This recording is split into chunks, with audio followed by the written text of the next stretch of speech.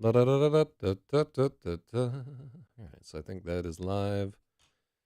Ooh. Oh man, I'm already sweating. I'm gonna have to turn on AC today. So, just to give you an idea of what happens at ZYZ Industries, every summer I have to turn on the AC. The AC is 12. How many zacks long is that? It's about 10 feet to my left. So you can imagine that when we do that, we have to reset the noise gates and all the microphones to be more tolerant. Mm. It changes up the whole sound of all the shows that I do because the gate has to be like a little bit more aggressive. Let me see there. I think I already rewired it so that we have control of all those things here. All right, who do we got there? Is that Milkness by the color? It's Donkey Pounder 43. I don't think Donkey Pounder was the person who. So somebody recommended that I check out the Kavala, which is like the Finnish national myth, and I got a copy of it yesterday in the mail. It's a dope cover.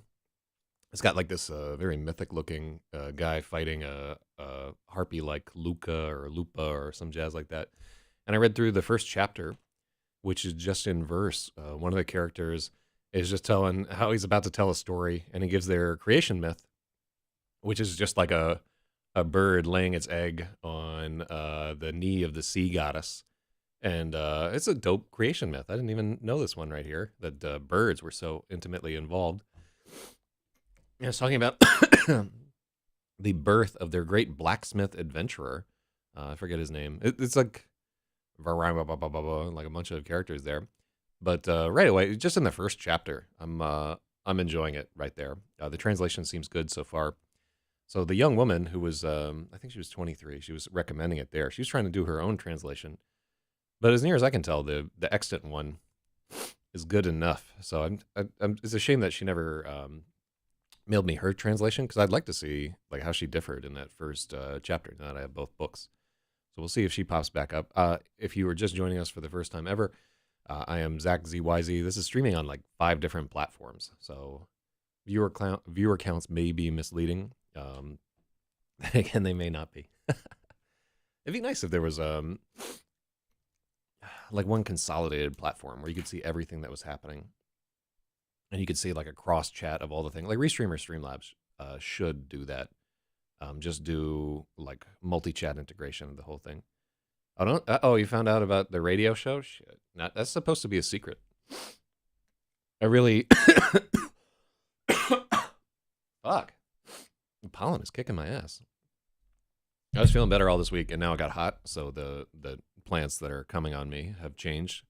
Oh, that's how I know. Yeah, yeah, yeah. Like, well, I'm much more famous for the radio show than I am for the writing, but the radio show is so underground and so dangerous that I don't really talk about it in my writing type thing.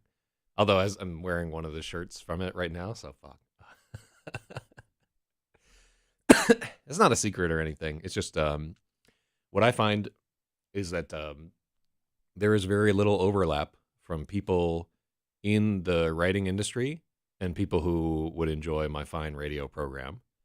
In fact, I would go so far as to say if people in the writing industry knew about my radio program, I would be shunned and uninvited to certain events. Not that I go to a lot, but it's just not their kind of thing. They're not into punk rock. They're into I don't know, fucking transgender rock or some shit like that. And I'm, like there's nothing wrong with either of those types of rock. It's just either your punk rock or your milk toast dad rock. That's everybody's got to be a different kind of rock. I don't know what I would call what music would be oh shit, it is Lizard. So hold on. Lizard 7, stay right there. I'm going to show you something. Just give me 1 minute.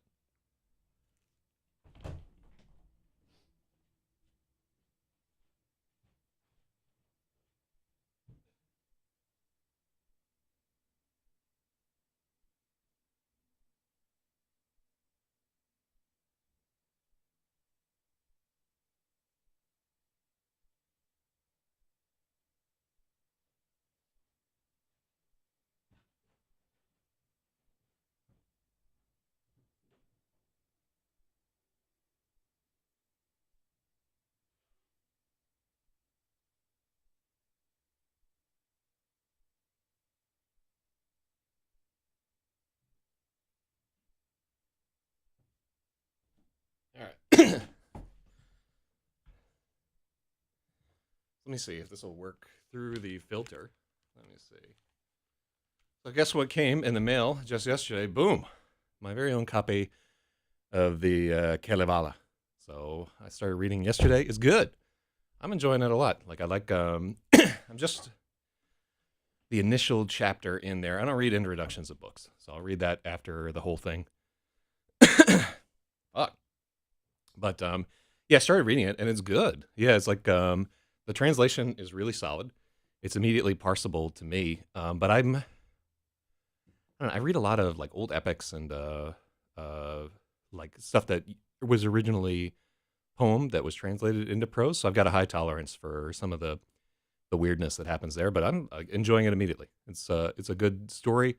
Already, it feels like, the guy's going to the inn and he's talking about if you give me some beer, I'll spin you a tale. If not, I might just go to bed. Who knows? Let's enjoy the night. And yeah, so, and I think one of the gods is a bard of some sort.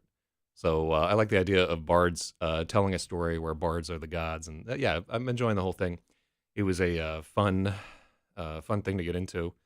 And I've been looking for another sort of epic read after, I think the last thing I really enjoyed like that was the Odyssey. And then what did I take a crack at next? And I've been reading through, what is it? I've been reading through Paradise Lost, which I need to get back into, which is similarly epic. But also, Paradise Lost is a much harder read. Like, yeah, I just have to sit down and like really think about it, and can do like a chapter or two a night, and flamed out a little bit. The singing is a form of spellcasting, so everyone is singing. Yeah, so the Navajo and like a bunch of the southwestern Indians in the U.S.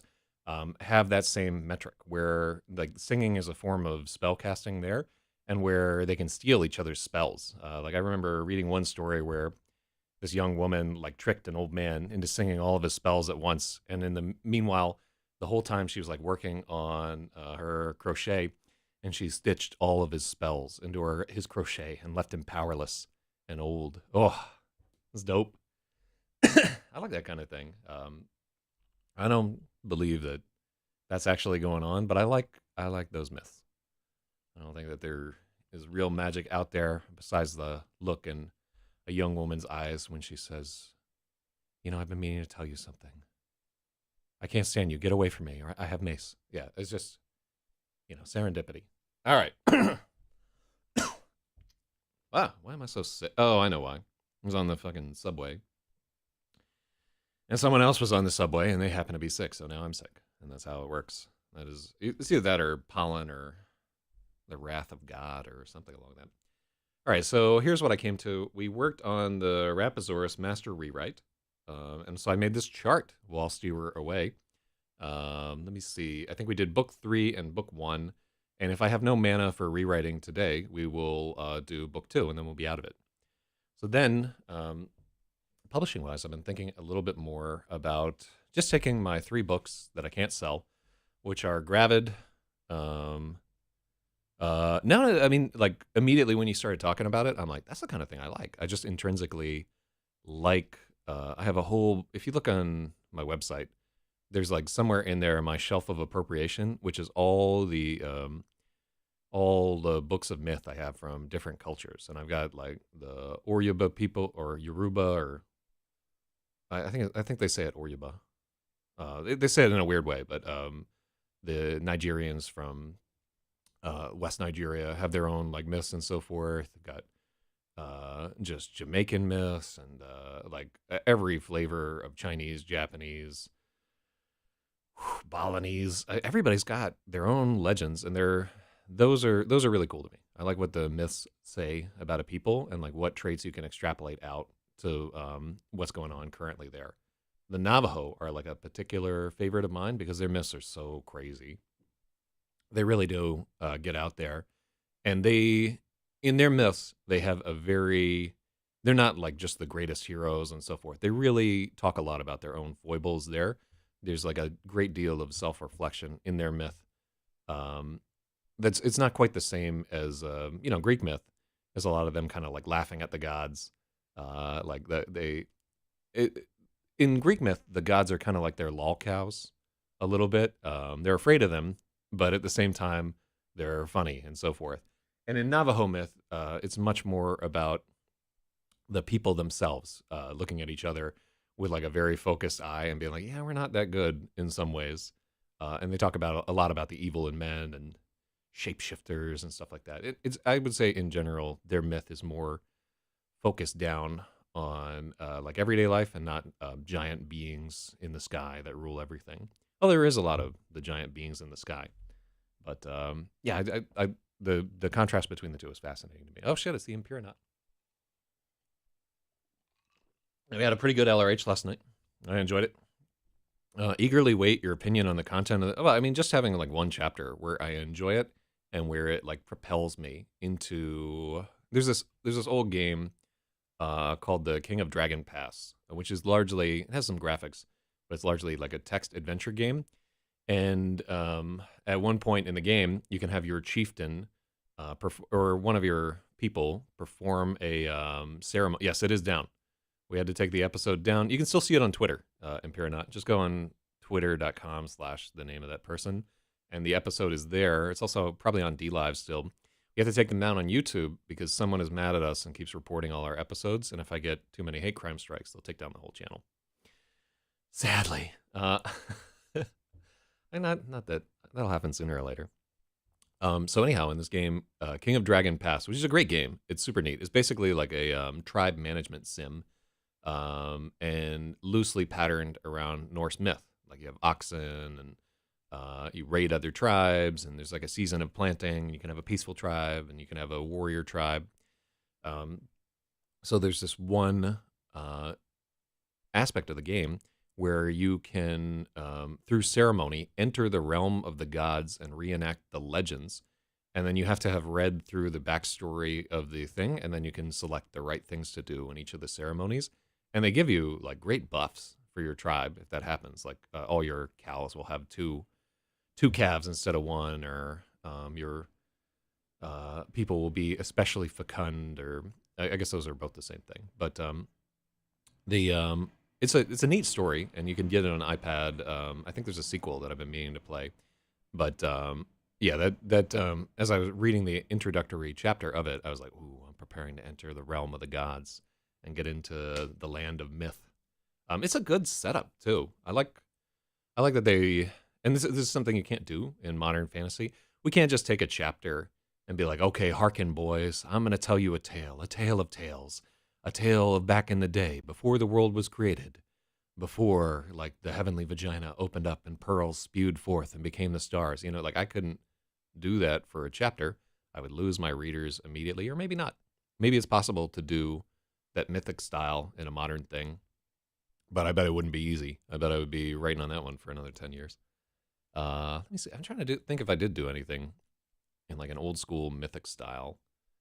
I did a short story that was kind of like that.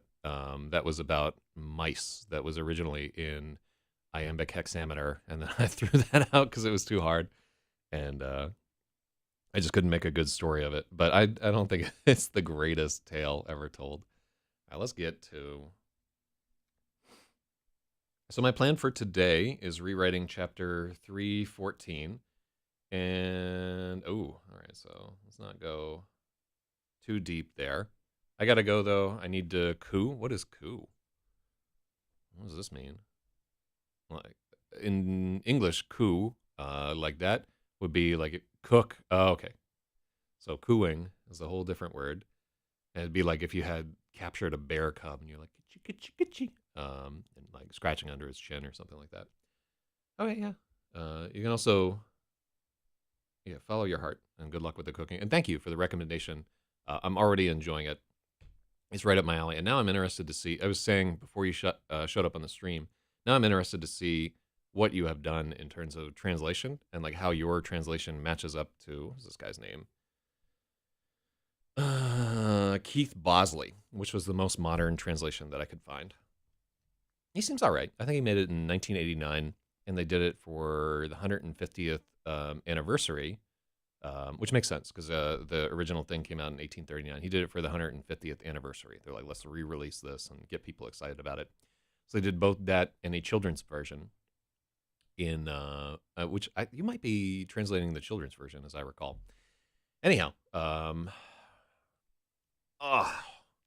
all of that was just an excuse to not have to rewrite. Yeah. All right, what did I want to go back to Rigel, actually, after the...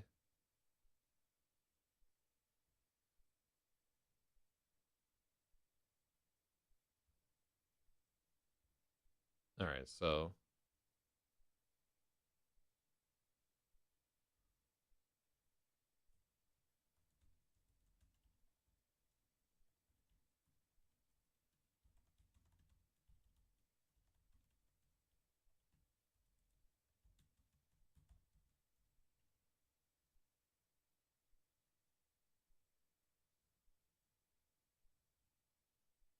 All right, cool.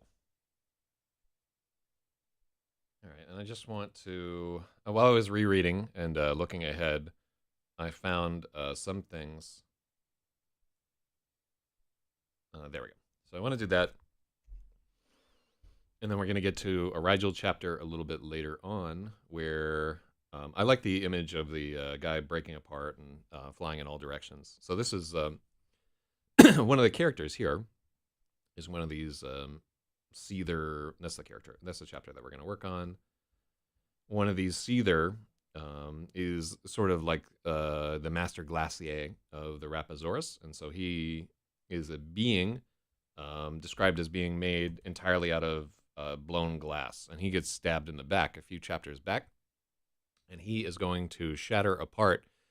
And one of our characters, right now, I've got it written that he spends like 2 days reassembling all the pieces, like a great 3D puzzle, which to me is kind of cool. But one of the issues with book 2 is that the whole of book 2, this character is just trapped in this room doing nothing. And I don't like that that's the case. Really what I need to have a more compelling reason for him to be stuck there. Like he has a leg injury, or like just some reason why he's stuck in the room, because all the other characters are like scrambling with forward motion. And then here for about 120 pages, maybe like 200 pages, he's just stuck in this room. And he's one of our 3 primary characters. The primary characters probably, I guess there's 4. There's like Fish, Revel, El Shala, and then Rigel are the 4 primary. And then Yellow Hat is probably the strongest secondary character, followed by Stirs. And then Vadabo would be our antagonist. And I don't think that anybody else gets them. So, like, really 7 characters is what this book is about. Glass, Hadriate. Hadriate's getting more of a role this time around because it's more interesting, but... All right, let me see what has befallen me on IRC. Oh, I had such high hopes as I was reading last night that I would be able to power through this and level up and shit. But now, as I sit down in the morning, let me see. I'm getting mass highlighted on Ryzen. Wonderful. Exactly what I need to have happen on a Saturday morning. Why do these idiots do that? Just children, eternal children. All right, and then let's also take a look at anything cool on Discord. No, I was the last one that chatted. All right. Yeah, eventually I should just make a Discord on this for these writing streams and get it all together. But I'm lazy. Yeah, I can already feel the laziness of Saturday working on me. All right, so here's a chapter that we want to rewrite. So what's happening in the story to this point? Okay. So the reasons that I want to keep this chapter in the book, why it's important to me, are one, it's a transitory chapter between a confrontation with El Shala, Fish, and basically they split the party at the end of this book. Right? Not only do they split the party, but she snitches on them to Arath. She finally just says, you know what, I'm in over my head. I can't win. So we need to get to that realization of, fuck, I'm in over my head. I shouldn't have come here. And that's going to be hard for her because this character, she's very proud. All right, and so let's as we're thinking on this. All right, let's go back to here as we're rewriting here because the book doesn't work. We got complete rewrite here, so let's start with here. So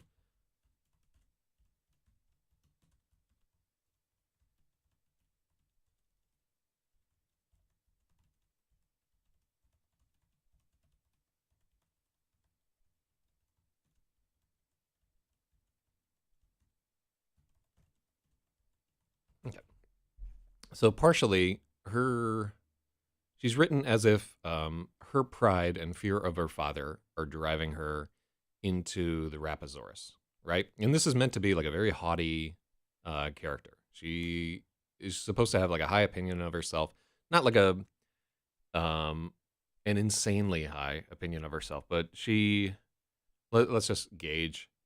She currently in the book does not think that she is stronger than she is, which doesn't track with her age, right? People who are that age do think that they are stronger than they are because it's part of the process of blossoming out of that bud is getting your ass kicked a couple of times.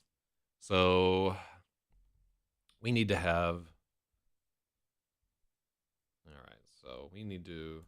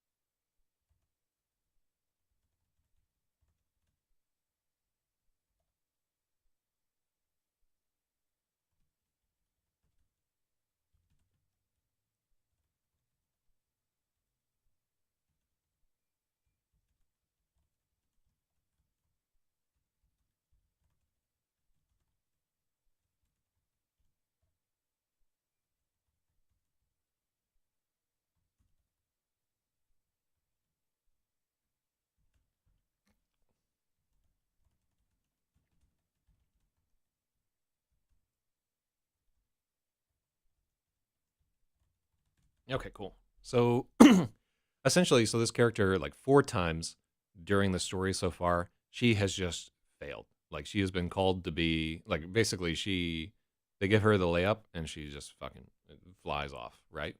Because she is so young and just an apprentice. Um, so I think it would be the story would be like a little bit more interesting if she is driven here more because she's headstrong than just out of she's terrified of her father. Um, and the terrified of her father thread definitely is an important one because her father is looks at people as kind of like insects. He's like one of these big picture God Emperor of Dune type characters. So important to have that there. So this is an El Shaddai chapter, so her perspective is important here, and I think that there are places where we can go back and work the rewrite so that those parts of it track. Okay, I like I like what we're doing there. All right, and I also like the way that this process is changing, where now I have this chart where I can start thinking about what's structurally wrong with these characters and what can I what can I do to repair them there? Because they're strong characters already. Like El Shala is a strong character. She has an okay arc. Rigel is a very strong character. He has a great arc. I like Fish's arc a lot. Revel, we're focusing on in this rewrite, but essentially, we just really vacillate. And it might be as simple as just changing, if we just change her age from like 17 or 18 or whatever I put it at to where she's like 22. There's a huge difference. But if she's 22, she should be like a much stronger magician than she's shown in this book. So we could potentially make her precocious. One of the threads in the book is that she is very jealous of Rigel, who, as he's written, we find out that he has a natural inclination towards magic, and a lot of things come effortlessly to him. And I do like the thread between them where she is just like, you have no idea how hard this was for me to pick up. She is like, she is not a natural. She's very much the character that had to study hard and is still like outstripped by people who just have like a raw talent. And she really has no place within the Rapasaurus here, but she has been trying her best and showing a lot of strength throughout the whole thing. All right, I'm like more I'm more in tune with how this is supposed to go right here. At the same time, we're trying to write a reason why her boyfriend, Mr. Bumbling Knight, would cheat on her with an ancient Sumerian fertility goddess. And just putting it, there are no Sumerians in this, by the way. That's just a good way to put it right there. Okay. Um, so let's take a look at this chapter and just kind of read through it, and then we'll go back and edit. So shit. This is chapter 314. Shit. All right. So here, immediately.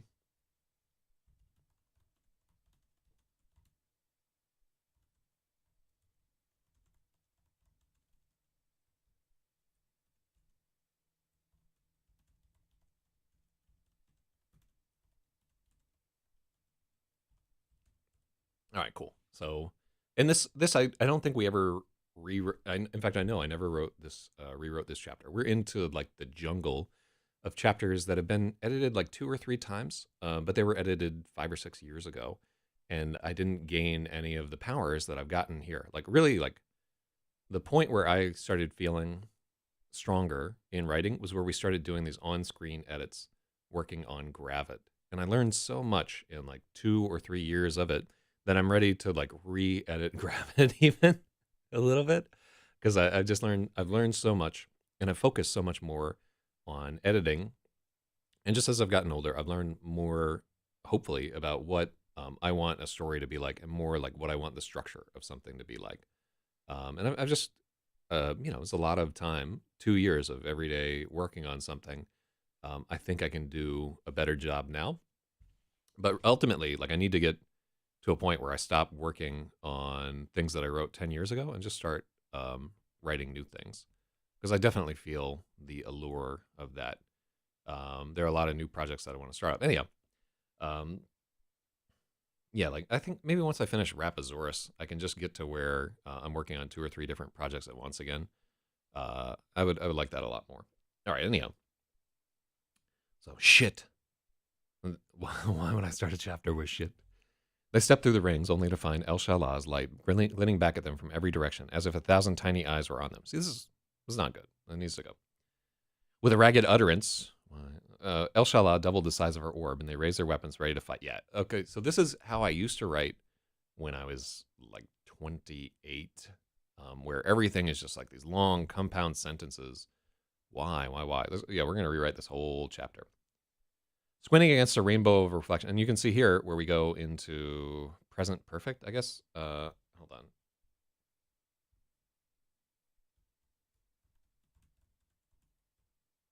Bradius knew what this is. Present participle. Yeah, that's what it is. What is a present participle? Let me see. A word formed as a verb and used as an adjective. Participles. Oh, is that all? Okay, so it's just ing endings are verbs used as like a participle, which is participle is a form of a verb used as an adjective or part of certain tenses. We are having 2 different types: the present participle and past participle. Participles used as adjective can form a larger participle phrase. Hidden in the bushes, the treasure was hard to see. They're common in English, but that doesn't mean that they're easy to understand. I agree. I'm old and I don't know it. They turn the verb into an adjective to modify nouns that connect 2 auxiliary verbs. So have been fucking. Let me see. A refreshing drink. A drink to refresh. All right, that's the infinitive that can modify nouns. Okay, is what type of... Okay, I didn't know the infinitive cast either. Okay, so present participle will be these ing endings right here. And like an example of a past participle would be like the risen savior, like it has already happened. So we do a lot of this, and it causes tense confusion with, and I know that even books that I've edited contain these present participle ing endings here, and it's very common in English, but it like swaps the tense between something is happening now and something happened in the past, right? And it's something that I do a lot without being aware of it. and that I try to like edit out of my books so that I can just force everything into the past. Sometimes we do have to slip into the present tense as we're telling something that's going along. But in general, tense confusion is something that I try to eliminate in these stories because I think it makes it easier if the reader's mind isn't flapping back and forth. But okay, so this was happening, right? Which is a present participle. So this happened in the past, and this was happening, but then this happened, and like I don't think it's good, and I think it's lazy of me not to fix this. So now that I know the name for the word, maybe it'll stick in my. I've learned everything I tell you about grammar is something that I've learned 5 times before and forgotten. 'Cause it doesn't glue into my head for some fucking reason. Okay, and like here, if you were here for the stream yesterday, we can look at some of the criticism that I was giving this guy who was like 14. Maybe he was like 16 or 17. Well, however old he was, I think he was 14. He was 14, and I'm making some of the same mistakes that he had seen. More glass than any of them had ever seen. And then I think his line was something like, it was a language so obscure it couldn't be read even by the smartest person in the world, right? No difference between the two of us, right? Here I am, 40 more years of experience than this kid, or 30, I guess, if we're being true. But yet literally 3 decades of experience. And I'm making some of the same mistakes that he was making here, as little as I might have rewritten this like 4 or 5 years ago. More glass than any of them have ever seen. Shattered pieces of stained glass in piles, hills, sloped along the walls of the grand hallway, and shards as long as swords and thick as plank. Look at this giant ass sentence. I sent this to a publisher at some point. And they didn't just like, honestly, looking at it now, I could just be like, it would have been a perfectly valid response for the guy who had to read this to just send me back a picture of his asshole and be like, this is prettier than what you've sent me. And he'd be right. But at the time, I was like, oh, I'm hot shit. Like, this is good. It's better than anything that I can write. Yeah, but like, you don't have an excuse, right? I guarantee. Well, I don't guarantee, but almost certainly you have not been trying to do this as long as I have. Like, I've been putting out books since 2015. That's, like going on 8 years here, where I've been earnestly trying my best every day to do it. So there is no, I mean, this is not good. We can do better than this, is what I'm saying. Let me see. So yeah, and I like we basically, the backlog of that thing was I just realized anytime somebody asked me for feedback, to first ask their age. And anybody, I'm just putting it out there for future reference. Anytime somebody asks me to like take a look at something that they have, if they are younger than 25, I'm going to be nice to them and be encouraging, right? This is what I've done because they are children, right? If you're younger than 25, you're a child. If they're older than 25, gloves off, right? I'm going to tell them what I actually think. And I think that's the right way to do it. Like, once you're 25, you should be able to get honest feedback about everything that you're doing. And I think this can apply pretty generally in society. Like, if you've just started something and you're in your first year of doing it, you can still be encouraging. Like the way that I play the drums right now, which I'm doing for more than a year, but I still suck. It's not helpful for me to be like, man, you can't even fucking keep time. What are you doing? Like, that's not helpful to me. I know that I suck. But somebody who's trying to do something professionally, they need that are earnest and honest feedback. So, all right. So I already can see the problems with this chapter. Shattered pieces of stained glass. I can rewrite all this so much better. She sent her light upward and felt herself shrinking as she did. See all this present participle: 50 feet, 100, 150. Why? You don't need any of those words. And still no end in sight. And then look at how this comma spliced between the two clauses. Finally, when the ball was nearly at the limit of her ability to maintain it, she could see what was left of the ceiling, and they all gasped at it. Like, look at this sentence. She sent her light upward and felt herself shrinking as she did. That's a clause. 50 feet, 100, 150, and still no end in sight. Useless, right? Finally, when the ball was nearly at the limit of her ability to maintain it, which would be another sentence entirely, and then she would have like a semicolon there, she could see what was left of the ceiling, and they all gasped at it. So it's like, really, it's 5 different sentences that we have shoehorned in together, and those 5 sentences aren't doing the work of like one good sentence, which basically is just, she summoned her ball of light, sent it flying to the ceiling, and then revealed the grand complexity of the blah blah blah blah blah. Also, I think I came up with a name for this hallway in somewhere. Okay, so this is just how does this make it through my edit? They could see the bones of what it had been. That's actually good. I like they could see. Although I would just turn this to they saw the bones of what it had been. Period. Right. Once the whole ceiling had been covered with vaulted panels, acres of stained glass. All right, now I'm starting to get an idea of what this room looks like, and it's good. The skeleton of it was still there, enormous spans of twisted black iron, graven in the same blah blah blah. This is you lost me, right? I'm the reader. I'm fucking falling apart here. And if anybody is one like just tuning in or whatever, I have written this so I can savage this as much as I want. If only I had savaged as much as I wanted years ago, but I didn't know to do this then. That turned into the center of the shattered web. And already, like I'm seeing, we have too many webs in this. They just escaped Latralin's web, and now this is described as a web. And what we're really, they're like sitting in a giant subway tunnel where the entire roof is covered with these vaults of stained glass murals, which we could have gotten to in like much less bloviating here. So cool. This the labyrinth. Okay, and this is, I know that this hasn't done the rewrite, so the initial draft of Rapasaurus, they entered a labyrinth that was just like a sculpture garden where everything would change behind their backs. And we kept that up, but we turned it into, I think we called it like the Manifold Labyrinth, because we made it like they were exploring through a giant radiator. It's easier to see faults years later than when it's fresh. Absolutely true.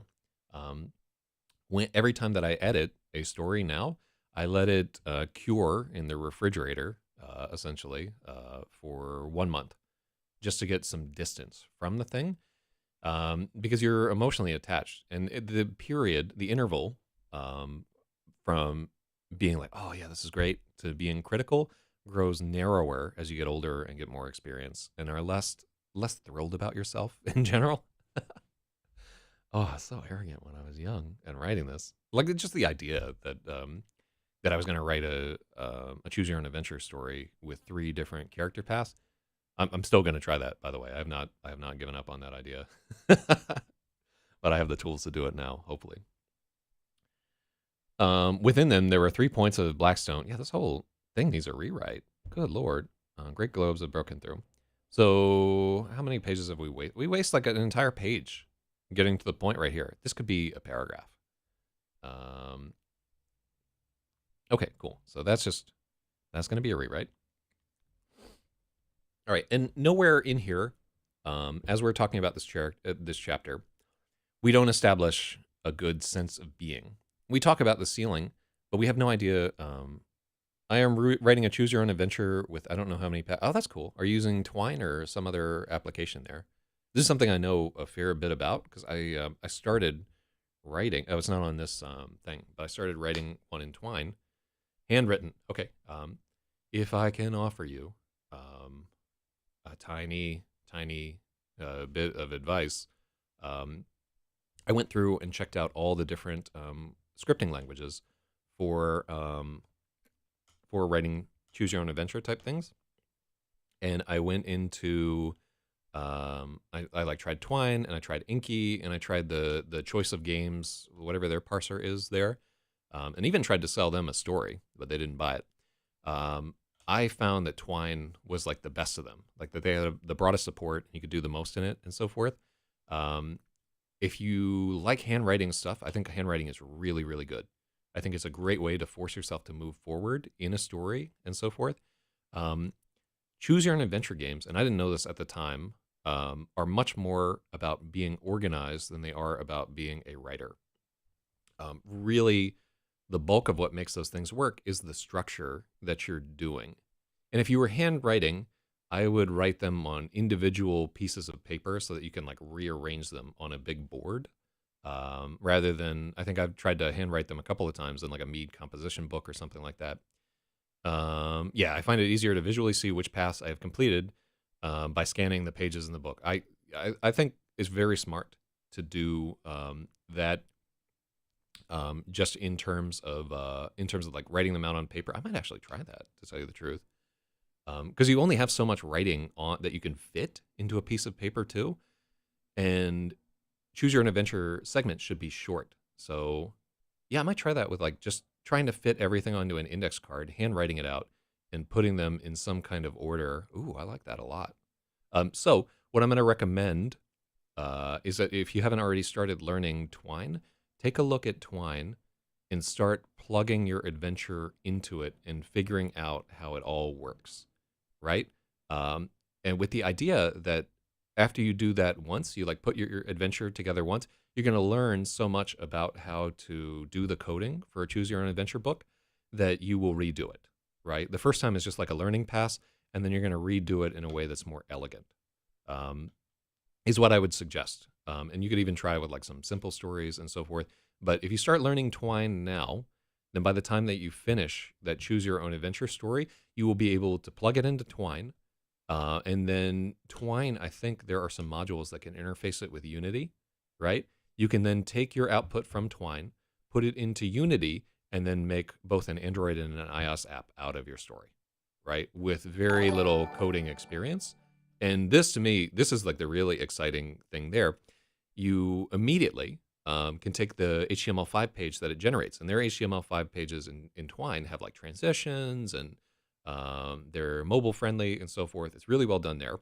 So immediately your story can be like on your website as an HTML5 page, where you don't need to like set up like CGI or Perl or any scripting type JavaScript. Don't need it, right? HTML5 does it all. Then you can release that story simultaneously, like on your own page. You can have links to it on like your socials and so forth, and you can put out apps there, and then just have your apps be like $1 or shoehorn in some advertisements and so forth. Then without even touching like the quality of the story that you generate, if you have certain keywords in it, or if it does whatever, you will immediately start generating some income without paying a single editor, without printing any hard copies or whatever. It's just you can immediately make something that is a finished product there, which honestly I should be working on right now. That sounds a lot more potentially lucrative than what I'm doing right here. I love the idea of doing the story. I'm fucking taking a note right now. That's a great idea. All right. Because I was really struggling to, I was writing a story called The City of Destiny, which was meant to be about a character who travels to a fantastical city, and it's a choose your own adventure story. And he goes through the Fool's Progression in a tarot deck. He starts off as a fool, and the character levels up as he goes along. He becomes the magician, and he becomes the high priestess, and he just goes through these different life stages, having these different encounters. And eventually, if you win the game, you are at one with the universe, which is the 22nd trump of the deck. And the different quarters of the City of Destiny are based around the minor arcana and some of the challenges that you face, like the swords quarter and so forth. I thought it would be cool. Just listening to that, you can hear how overambitious my idea is and how out of pace it is with my ability to code in this Twine language.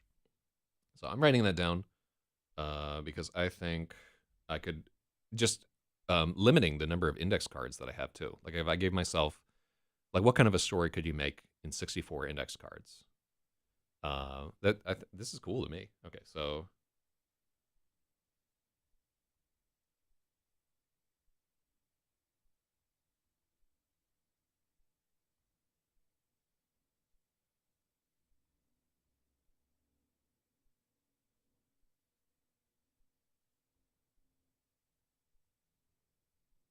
oh man.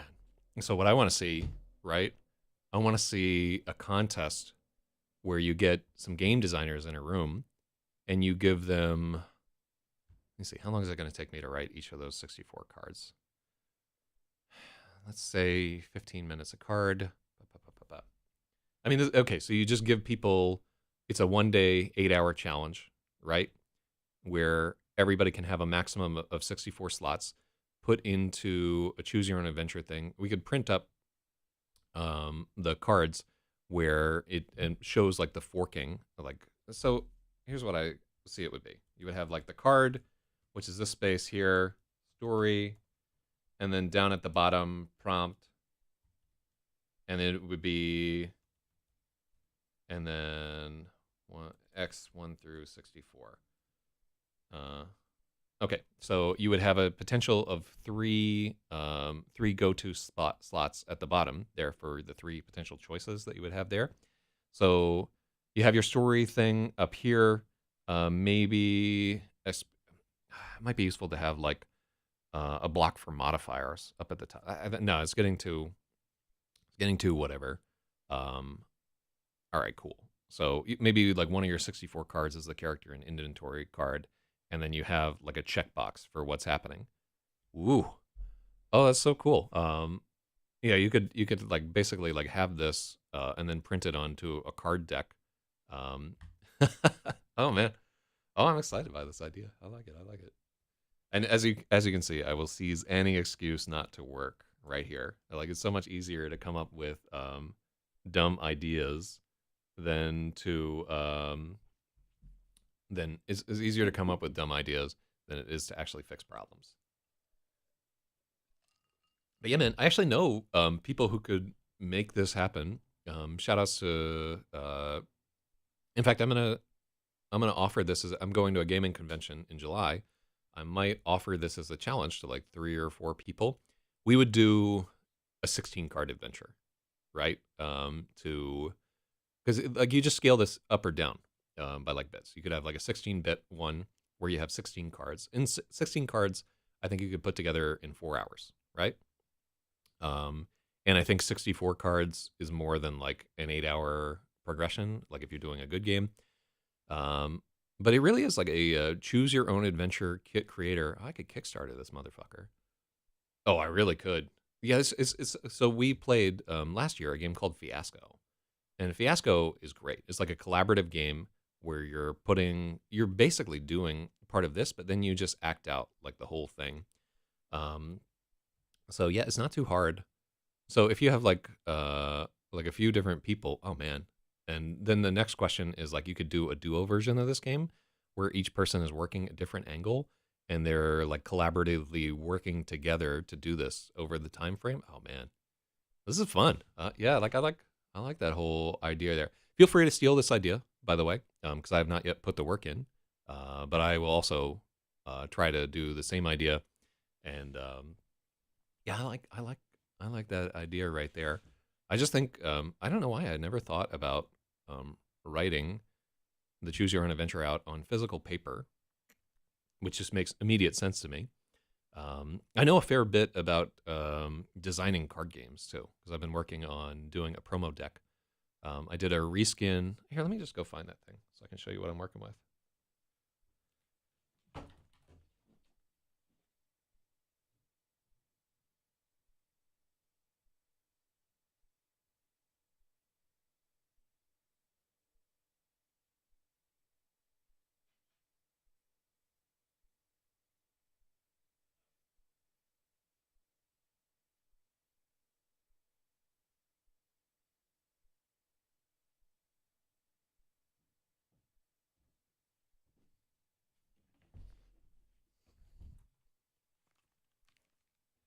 All right, there we go. Yeah. So on my, I have a book that's coming out called Lemon Maybe and the Electric Lady. It's about a bunch of drunks in a dive bar that get superpowers and they just wreck New York City.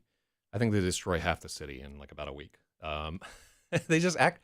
I want to see a book about superheroes, but they act like actual people. Re-release C64, and I want to write my Choose Your Own Adventure onto that eventually. I don't know the language it uses, so it will be a learning curve when I get there. You know, a lot of people in like my IRC channel are into like that kind of vintage coding type stuff.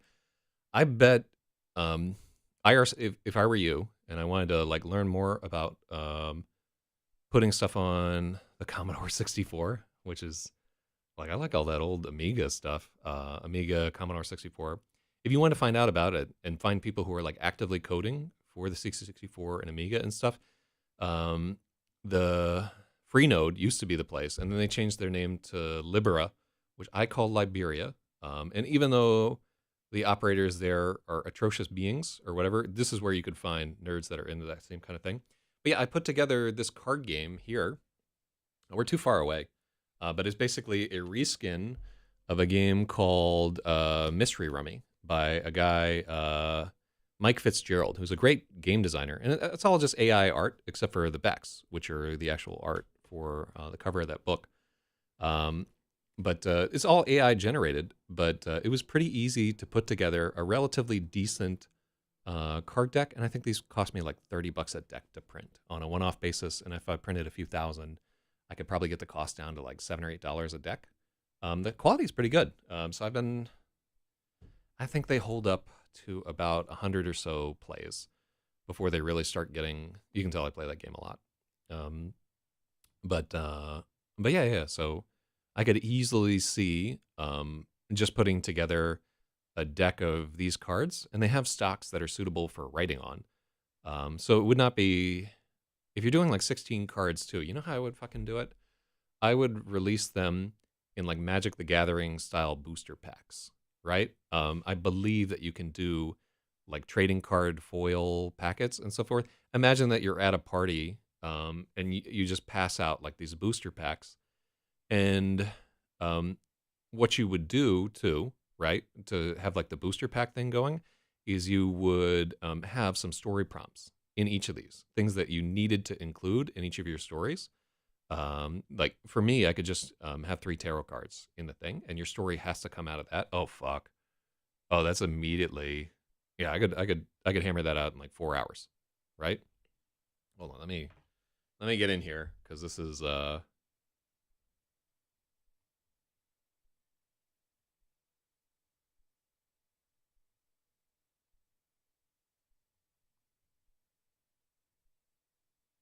nostalgia of releasing them in booster packs is intense.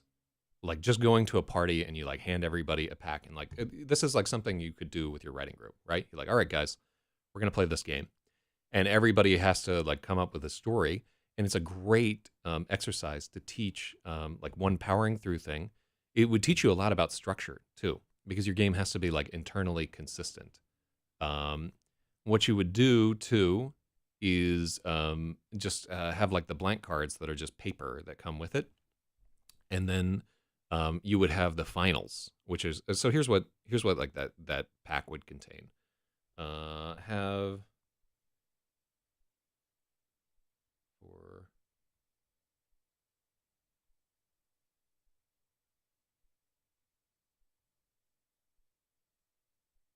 all right, because I can just see people like erasing their cards over and over again, and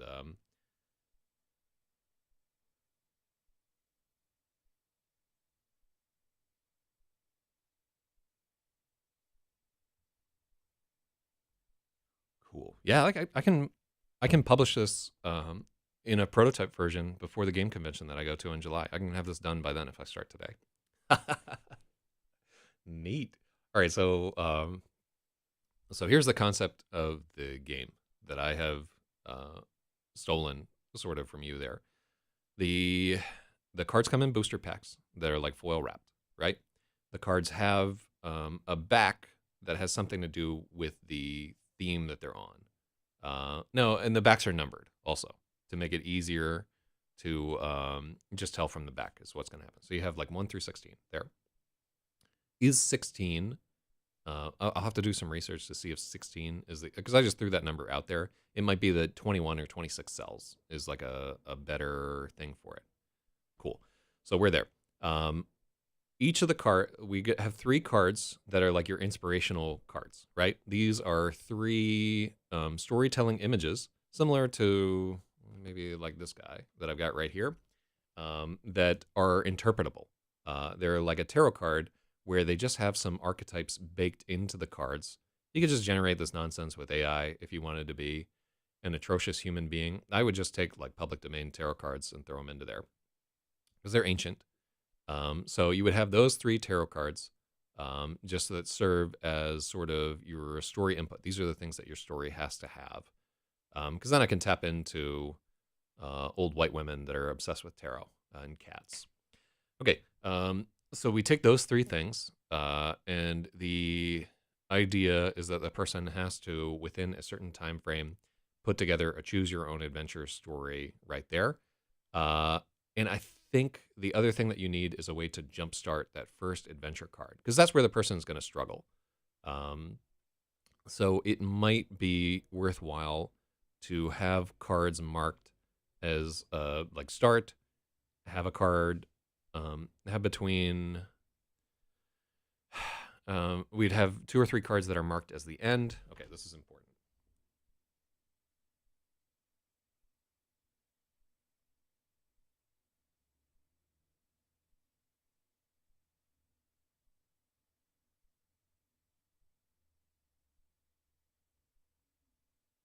Okay, so 3 cards marked as the end. 1 good, 1 bad, 1 death. Okay. All right. Yeah. Yeah, and so the death card would just be a generalized, your foolish choices have led to your end. You died. And maybe that card would have like the whole death thing on there. Oh, man.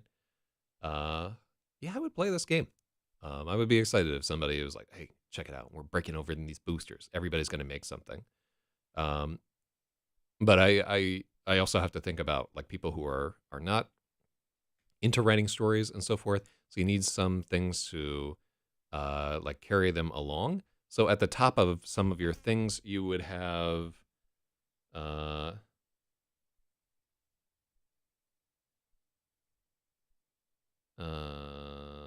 you would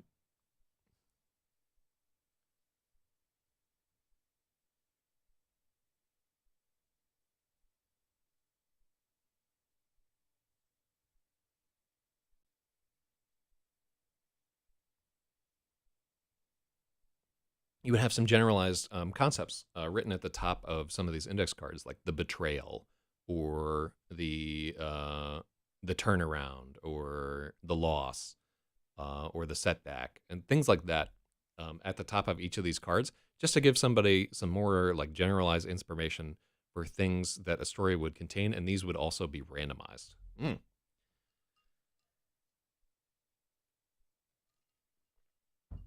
Okay, cool. Yeah, I'm fuck editing for the morning. I'm gonna design this game. I like this idea. Um, but I'm also having fun extrapolating right here. Okay, so I'm a person. I'm sitting down to play this game. I'm a little daunted by it. We need a character card to start. Hold on, let's just new manuscript. Boom. All right, and then let's get into designing this game. Well, I think it's Command Shift T. No, that's not it. Command Shift F. No. Command Shift L. No. All right, what is it to hide the fucking layout? View, Inspector, Command Shift I. There. No, that's not it. Z, Command Shift I. Oh, it's Inspector. I want the layout tab to go away. So View, Hide Inspector is Option Shift I.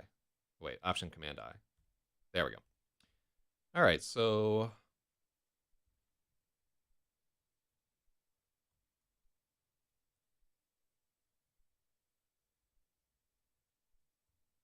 okay, so we'll just call these cyan cards. What am I gonna choose your own adventure note cards? I like that. All right, so here let's. Where's my format?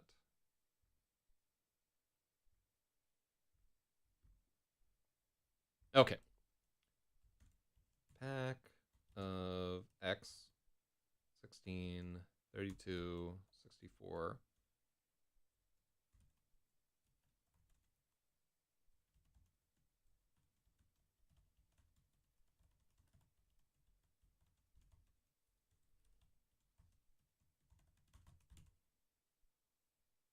They're quickly formatted for creating a choose your own adventure game. Cool.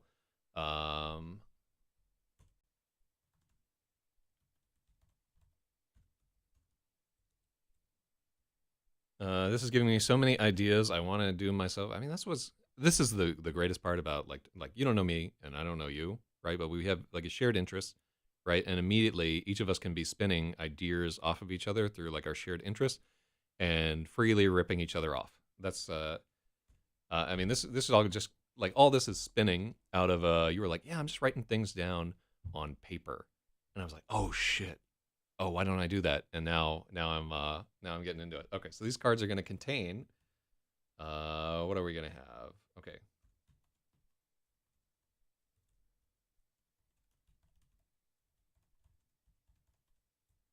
we'll call these. And why am I on a numbered list here? I need to be somewhere there. All right.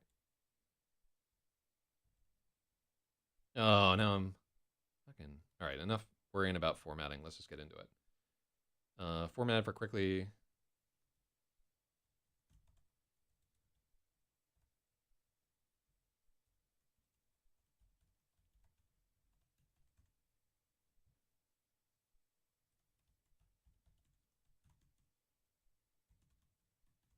Load the gathering. I mean, I am doing it in MTG booster packs, right?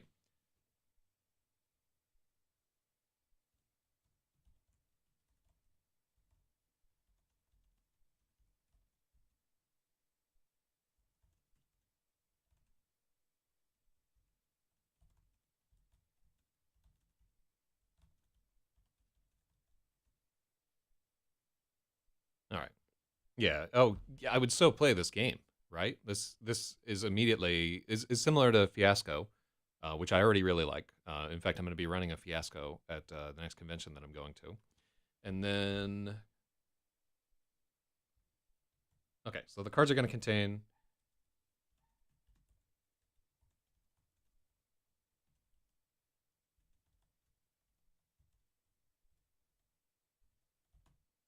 Okay, 3x inspiration cards. Oh, like yeah, if the Dixit guys are watching this, they should just fucking steal this idea right away. Okay,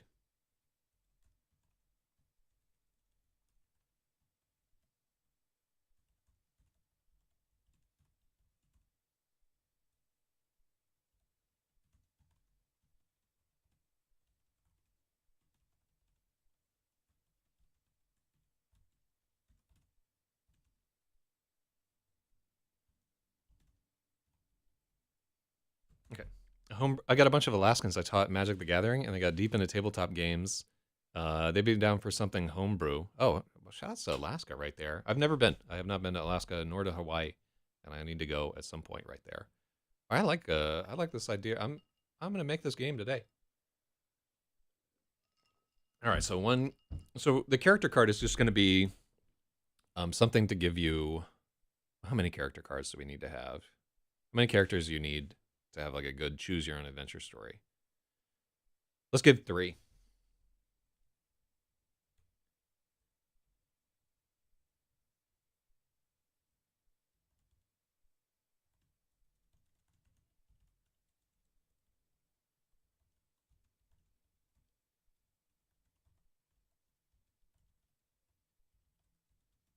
Okay, cool. So it comes with 3 character cards. I think 3 is enough for our thing. So 3 inspiration cards, 3 character cards. Um, you could almost have like some of the mechanical cards on the back, like the things that are doing the work of the game. Those could be on the card backs, and then warrior, rogue, and sorcerer. Yeah. Well, in my mind, these prompts are randomized for each card. Um, yeah, yeah. Oh, immediately, like we're spinning out of control with how complex this game is getting, with like the amount of randomness I'm introducing into it. So,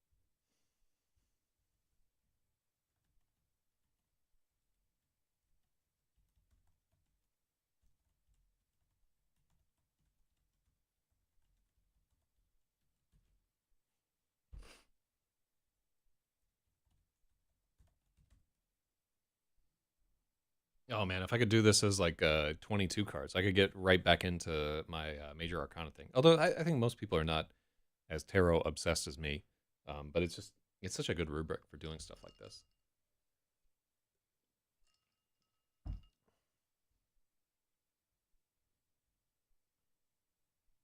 All right, so let's do.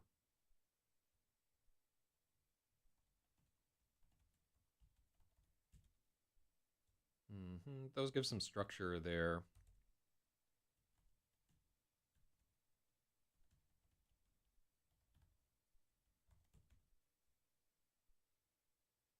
All right. So also, if single suggestive word, well, you wouldn't put boner in there, but you could put the word attraction, right? Or you could put the word climax there, or need, right? So let's make a table for our card anatomy. Let's do a basic table. Okay. So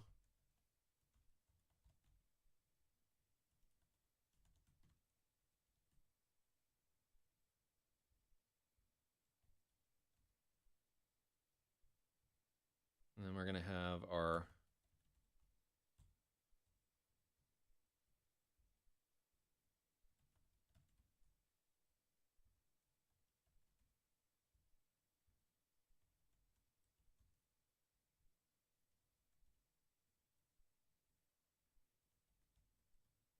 okay, cool.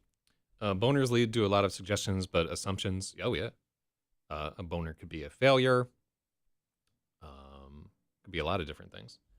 Okay, so cool. I like this. Let's get rid of this column. Cool. So suggestive word, and then our body text. Let's embiggen this. And then I wonder if I can merge these cells. Merge cells. Oh, not all. There we go. Cool. I hate that there are. Oh, there's a thing where you can. Okay, so this is how I see these cards working out, right? So we just have our body text here. We have our card number, our suggestive word. Is there something useful that we could have up here at the top? I think our card number would be on the left, actually. Oh, you know what we do? No, this is fine. This is fine the way that it is. Choice 1, 2, 3. Go to X. Go to X. Go to X. And then let's merge these.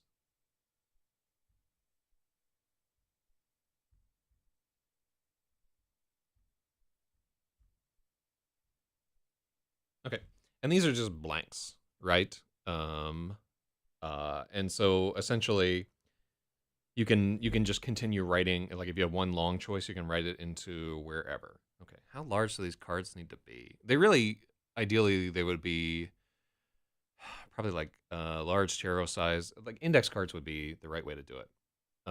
Yeah, suggestive words. Let's do a.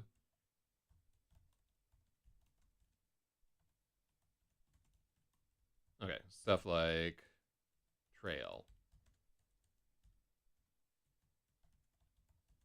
seduction.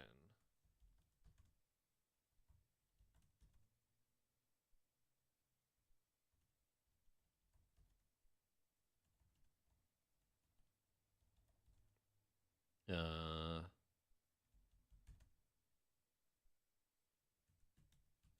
yeah, success, things like that.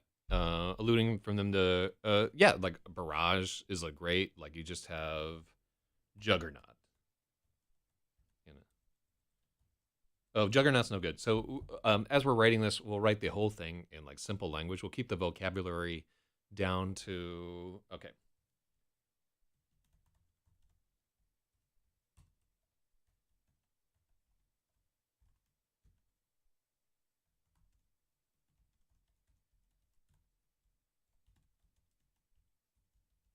Okay, so we're gonna keep our vocabulary in the game down to like sixth grade is going to be our limit here, just so that we can open the game up to people where English is not their first language or people who are withstand, elude, confuse, embrace. We're gonna start very simple with our list of words right here. So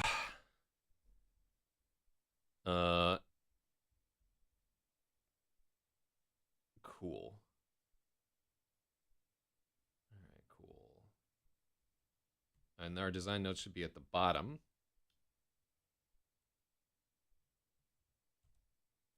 Okay, so, and we'll come up with other structural linchpins. And then 1x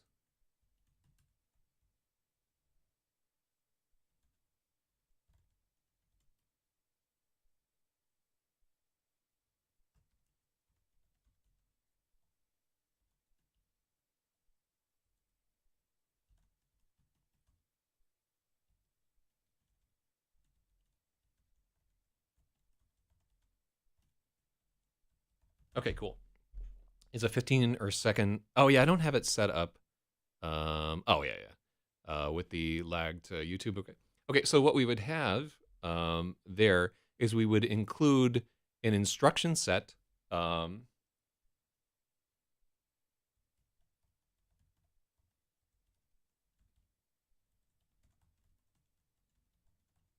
Okay, so we make basically our instructions are a sheet that's going to fold out to like an 8x6 or an 11x16, right? It's going to be folded into these packs, right? Everybody's going to get their own instruction set so they can read simultaneously.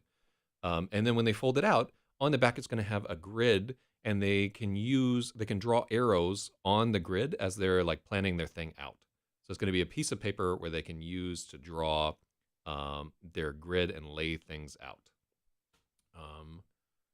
Is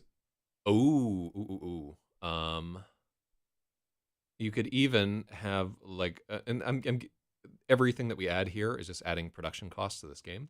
And remember that this game is designed to be disposable, but you could have one card that has 16 chits that are easy to rearrange.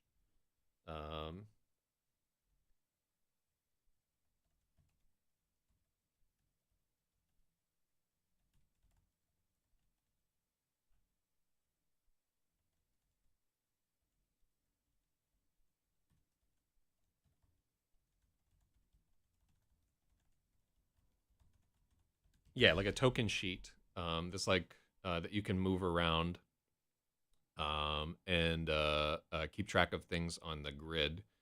And well, let's not put hit point. Yeah, so you don't have to write all over the page. You can use the reusable tokens and like shift them around as you're doing it, right? And this is like, most people aren't going to necessarily need this, but one, it like gamifies it a little bit. It gives me an excuse to have like Kickstarter deluxes and shit like that. The other part for it is like, some people really need additional mechanics to do this. So far for my game, all you need is like my booster packs, which have all the shit that you need. Let's take a look at our 3X character cards. Cool.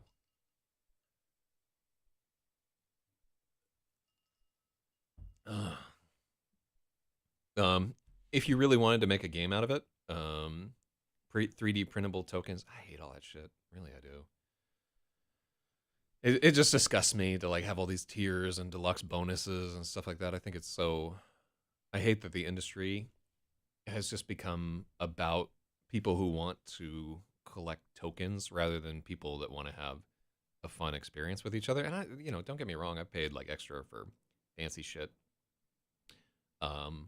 But at the end of the day, like, what's engaging to me about games is like the other people that are there and like competing against them and seeing like the stuff that they're coming up with. Like, this whole rabbit hole that we've gone down here was just like, I was thinking about like what another person did, and like it spurred off an idea from them, and now I have a project for the morning.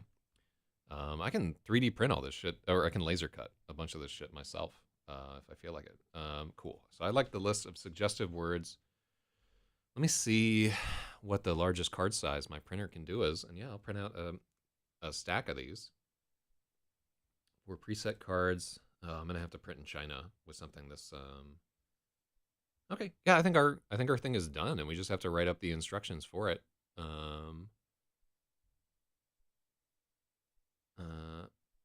There we go.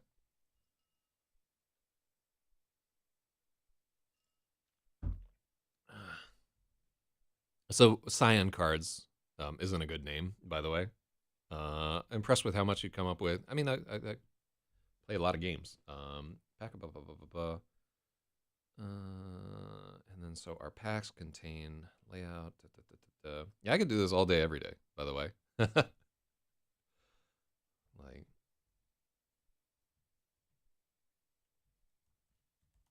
Okay, so how expensive have we made this game with all the shit that I have added into it here?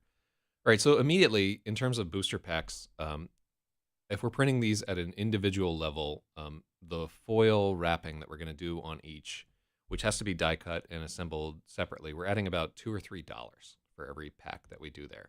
Our base cost for doing a run of like these 16 or 17, let's say that we're going to do 30 cards, right? So our base cost for doing these, and the nice thing is that we don't have to use fancy glossy stock. We actually want the matte stock, and we want them to be relatively thin. So we're not getting fancy. So we're not paying for gloss. We're not paying for whatever. We are printing numbers onto our card backs. Oh, we could. You can have your things double-sided if people want more room to write on. Yeah, that's not a terrible idea. So what you can do, because sometimes people are gonna want. Okay, so yeah, these.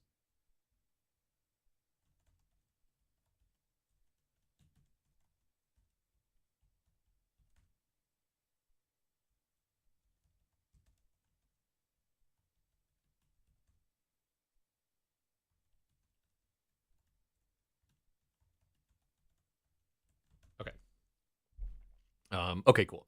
So now our cards are double-sided, which just added like a little bit to our printing cost. But what that's going to do is it's going to give us the option, because occasionally people are going to be too limited by your block. Like you want your climax block or whatever to have like a little bit more.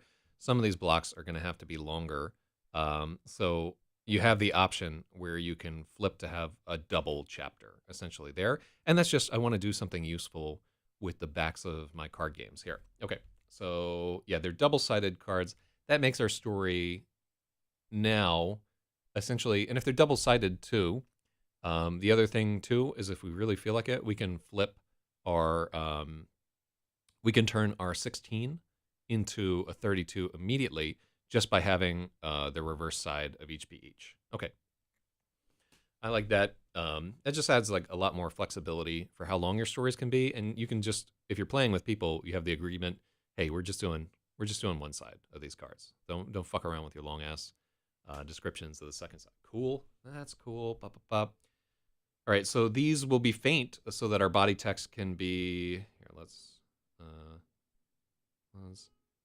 add column after, and then we'll have our. Oh no, you know what we'll do? We'll have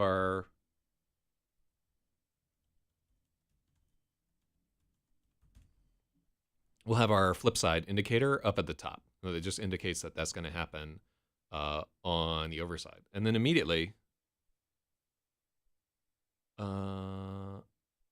double-sided cards, single-sided cards are a benefit from future cards that can be unpredictable since they have all the same back. Oh, I'm not locked into like any particular thing. The nice thing is that like because I do all my own graphic design, like if I want to make a future thing, it's easy for me to just change it up. All right, cool. So we have an indicator over here of what the flip side is going to be. I like that. I wonder if, do you have the option to split a cell in? No, we don't have that. I would have to create a new column and then merge, and I don't care enough. Okay, cool. So other things that are going to happen here.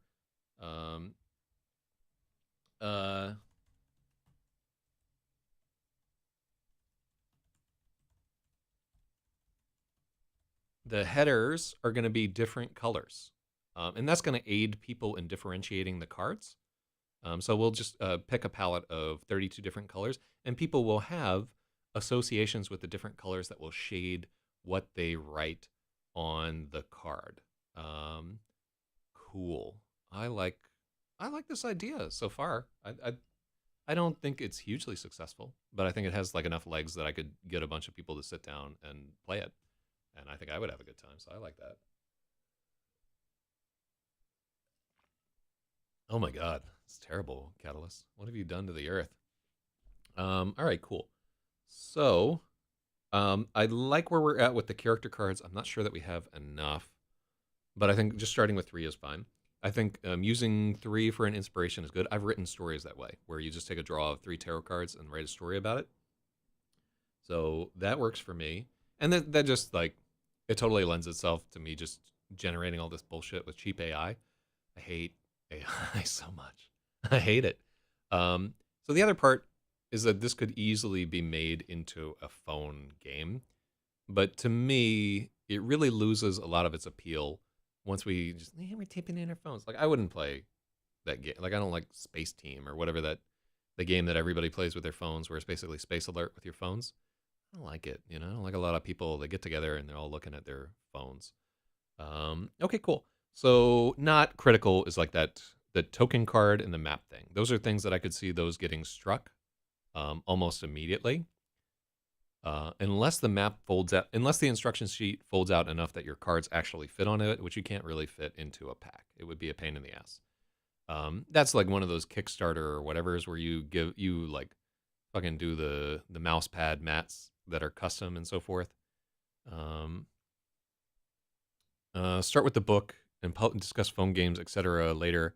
My brother publishes books, and I've told him the same thing. Oh, yeah.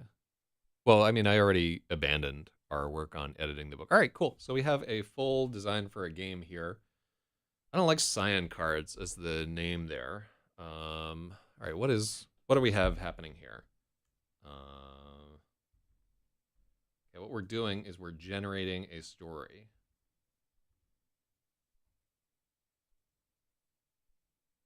We're procreating the cards. Generate.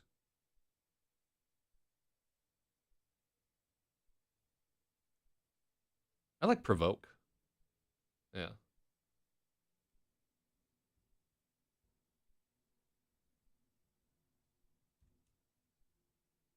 And then we could call it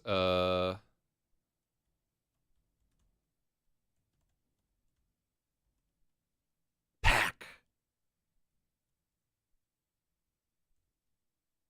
What's a word? Soiree. The problem is there aren't a lot of cards, because I want the acronym to be pack if I could do it. I do coding. He's talked about a few of those, and I always told him to just flesh out the story and do his shit. Then when it comes to digital apps, you can come later if there's a base. George Washington wants to get on Fish Tank. I would be a menace. Well, just fucking write to Sam Hyde. He'll put them on you. Yeah, provoke cards is what I'm going with. It sounds Wait, does this already exist? All right, hold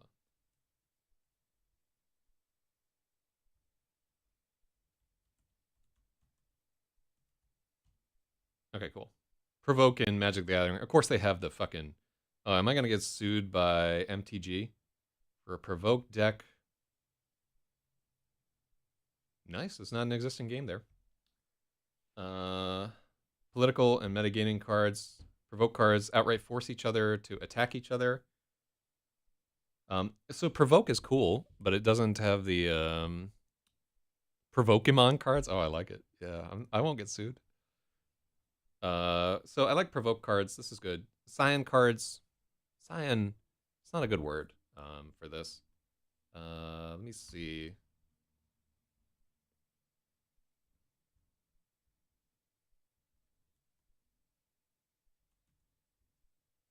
All right, let's look at what, because the commit oneself.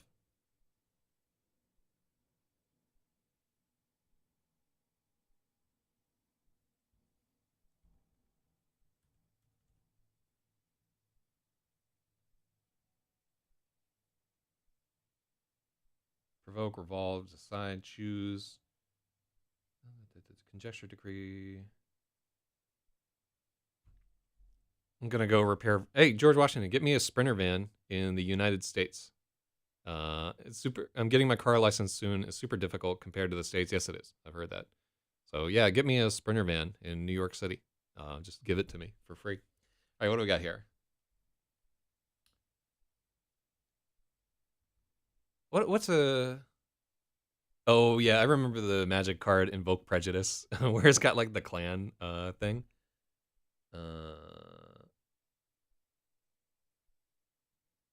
You could have like invoke, provoke, conclude. We could have like Cataclysm card. All right, let's start doing it.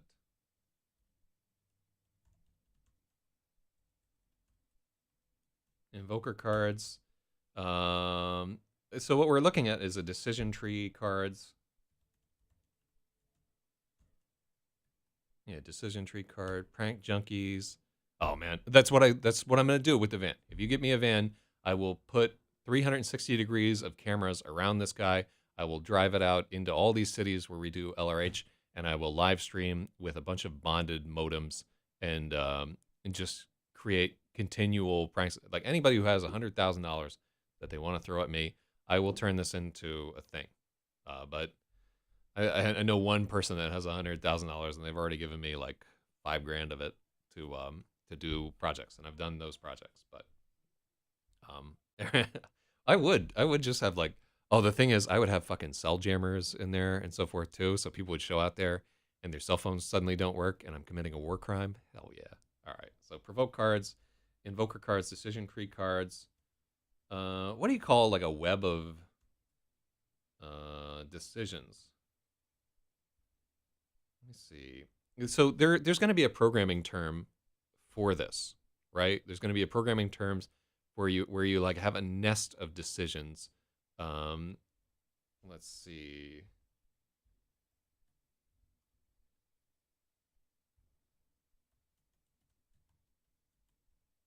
Nested choices. Relativity. What is relativity? Reality framework, relativity framework, workspace. There's all kinds of buzzwords. A Markov chain. No, it's not a Markov chain, but I know you're close. Markov cards sounds cool too. I'm gonna put that in a thing, even though this is not a Markov.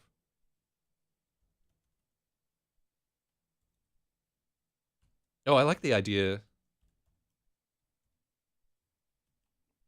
I like the idea of talent cards. Um, but yeah, like a talent tree or whatever. Yeah. Thanks for my $1,000,000 idea right there. I will send you a free copy of the game when it is done. The backlog quest Phoebe. So I like talent cards a lot. Yeah, talents sound cool. But I'm sure that is taken, or in some way decision tree cards, Markov cards. So what we're really looking at is like a big, like a confusion, like out of a web of confusion. No, I'm not going to make millions of dollars off of this idea. What we're looking for is resolution, right?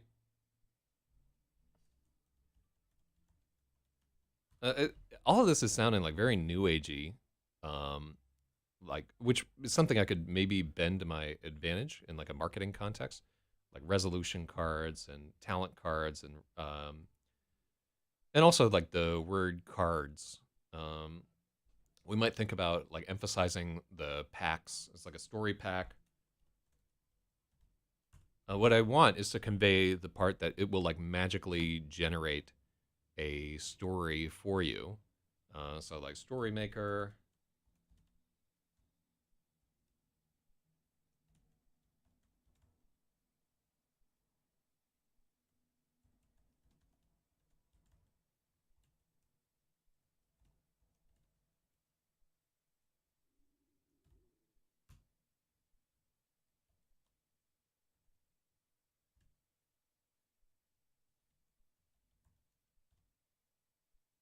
Oh yeah, I like game creation kit like Gek.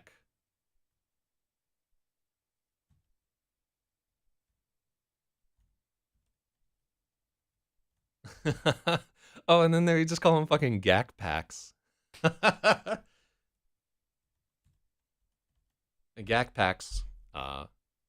Zach's Gak packs. Done. Mwah. Literature games like preface, epilogue. Yeah, I was honestly like we're thinking about. Although I don't like prefaces, but yeah, that's why we have like these are the brainstorm left suggested words, blank action cards. Then we have the character cards, the inspiration cards. Then we have the mechanical cards. So these are So we have these mechanical structural cards right here, which are doing things like the ending, the climax, the whatever there, and we just have 3 or 4 of these that have like the necessary parts. Like the story needs to have a beginning, the story needs to have an end, the story needs to have an option for the character to die. Um, so let's yeah, I like all that. Um, we might need more of these if you want to, because I feel like people are going to have like 3 or 4 death endings. We might not have enough death endings with just 3 or so. Because that might be relatively cheap.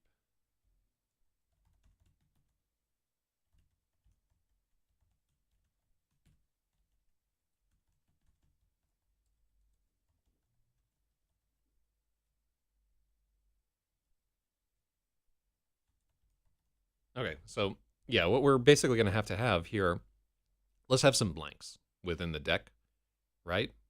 Story changes based on weapon in hand. I think that can all be handled within the context of how you write your paragraphs, right? Um, because like if we're gonna write it agnostic enough that you can add stuff onto your character card. Um, ooh, yeah, we need item cards.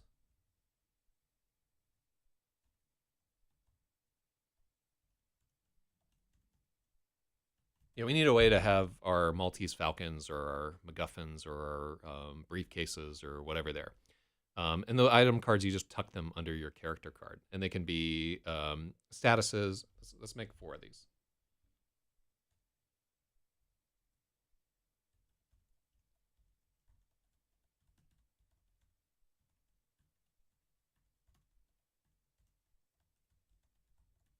Okay, and then structurally, these would tuck under the yeah, like that's there.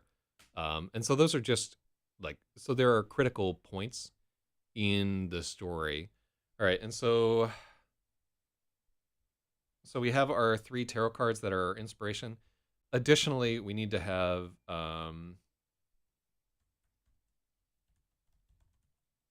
some location cards, right? We need to give a framework for where this is happening, and these are going to group with the character cards. These are just things that can, or maybe they'll be in like a deck under there, just places where things can happen within the story.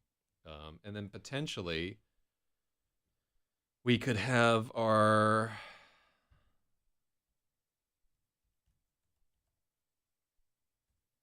flip side indicator, where people indicate whether there is a flip side and they indicate the location that this is taking place at. That'll just make their cleanup a little bit better.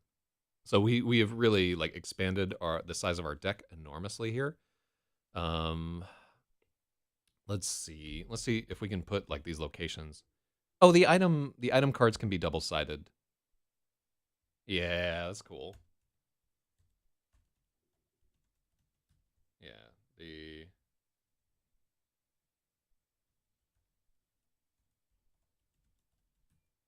okay, so that gives us a total of 8 potential statuses or items. Perfect. And 8 potential locations. 8 is more than enough for a short story like that. Okay, how many cards did we make? So we have 12 there. Our folded map. We have 12, 16. We have 32. We're getting into like it's a fucking deck of cards for each person, which is it's gotten out of the range of my story pack ideas. So some of this is gonna have to fucking slim down a little bit. Um,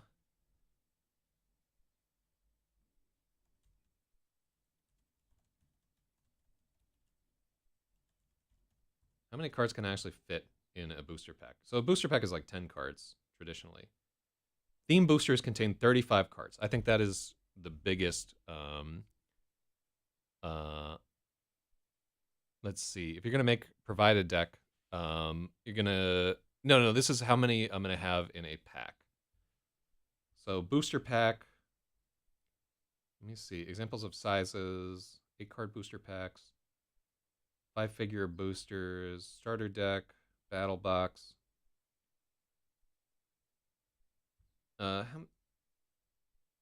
Boosters contain 35 cards.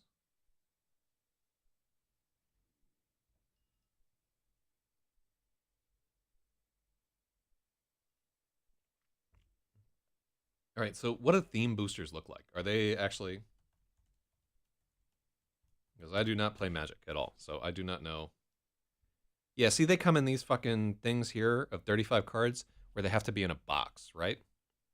Um, let me see. No, this is we're in the process of I'm like slimming down my idea, right? Like I'm just it's critical to me that these cards come in like the foil packs, right? So now we're pairing. We've already gone through the process of like extrapolating out what's like the maximum amount of shit that I would want to put into this game. And now I'm at the process of like let's narrow it down and focus down because we've flown too far afield, right? So let's say that 20 cards is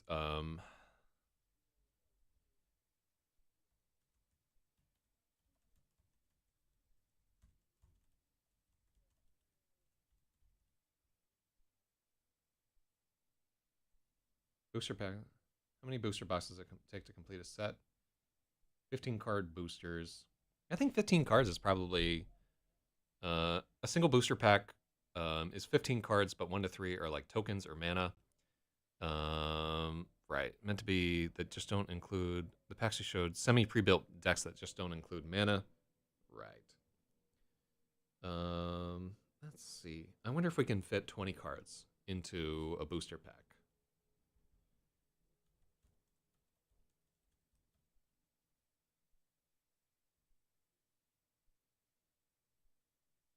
Yeah, it looks like they did it. All right, what do these look like? Okay, yeah, jumpstart right here. Okay, so you can fit 20. I think 20 is the max that I want to have in terms of cards. So everything that we do, our instruction sheet and everything, I want it to fit into a 20 card pack, right? And then people can just take 2 packs if they want to do like a bigger story. Cool. All right.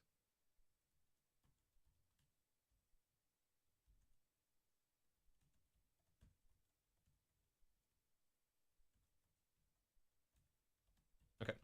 So 20 card pack max. 20 cards is what I want to have as our max. All right. So I do like the idea of having 4. Let's do 3, 1.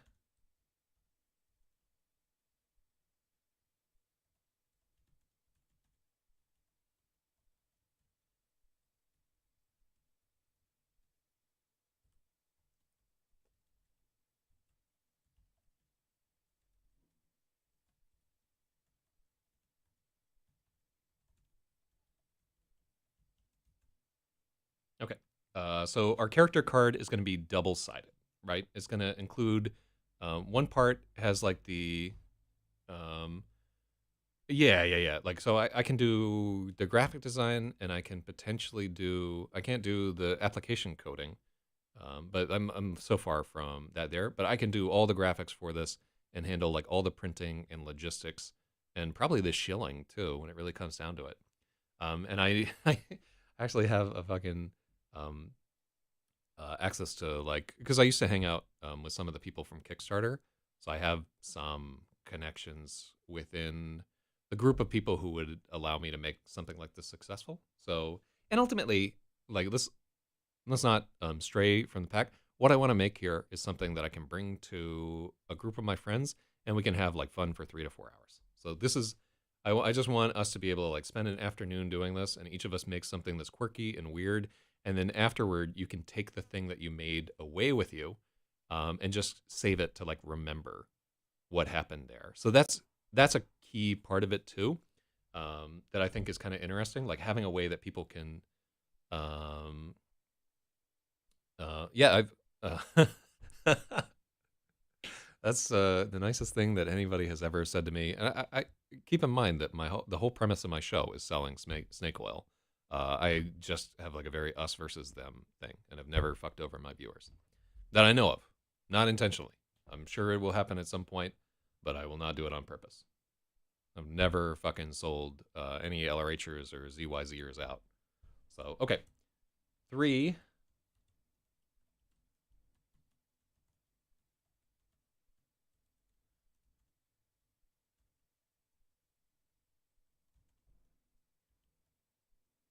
Okay.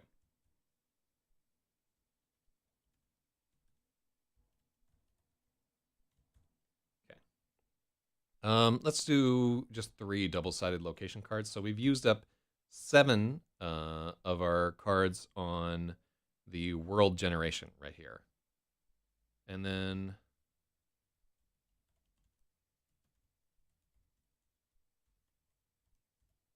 oh no. Yeah, this is sprawling out of control.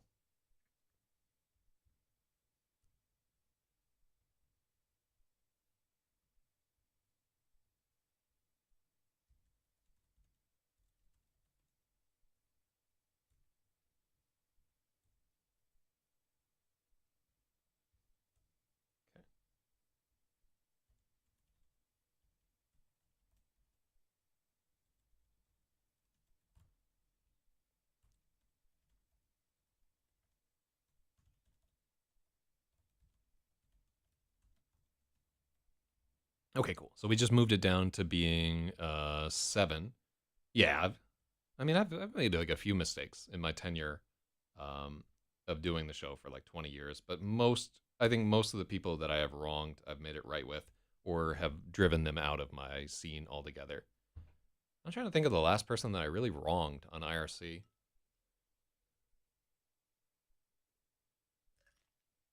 Oh, girlfriend wants to go to bed soon, but I got to see this. Stoked are working on something like this, trying to convince tabletop story cards or whatever. I have a bunch of ideas for game designs like rattling around.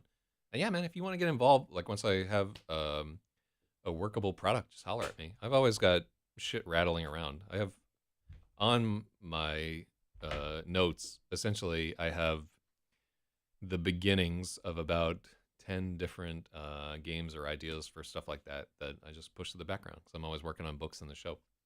That's all I do. All right, so we got 7 cards here. That means our budget has 13 left. What were the things that we were trying to include? I think 12 is a good number. No, we're getting too small there. I do want to have 16 cards there. I need to have the inspiration cards too. Fuck. This is getting out of booster pack territory. I don't like it. All right, so let's see. Oh no, okay, okay. So let's get into here. I want my inspiration cards.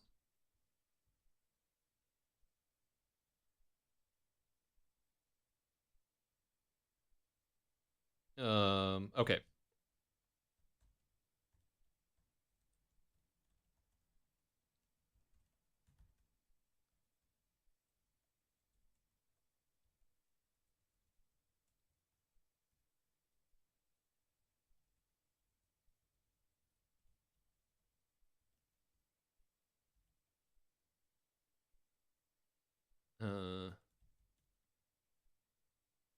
Uh, let's see.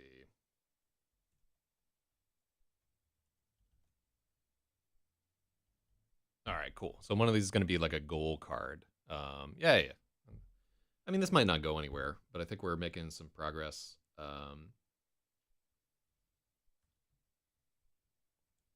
Okay, so this is critical there.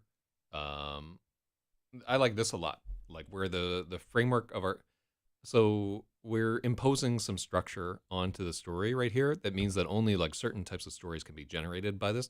But it's also useful in that we're like considering most people can't sit down and write a choose your own adventure story. It's hard, right? Like I probably couldn't do it if I sat down before I started like thinking about how can we do this structurally in a way that works.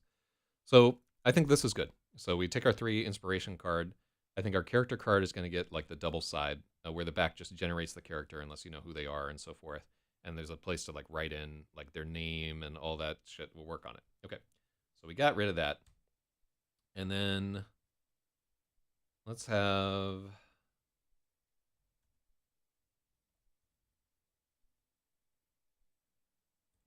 right, so we're down to we have 4. Okay, cool. Cool. So now we have taken our bullshit cards to 6, so we're up to like 14. I think we have to stretch to 25 cards are going to have to fit into this booster. 16.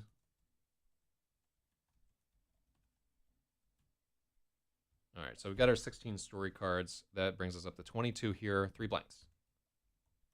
done. Was there like a critical card that I couldn't do? I got my inspiration cards. I got my character. Oh fuck. Oh, the blanks. The blanks have the Okay, so the blanks are 3 blanks. Cool. They're almost entirely blank, so they can do whatever.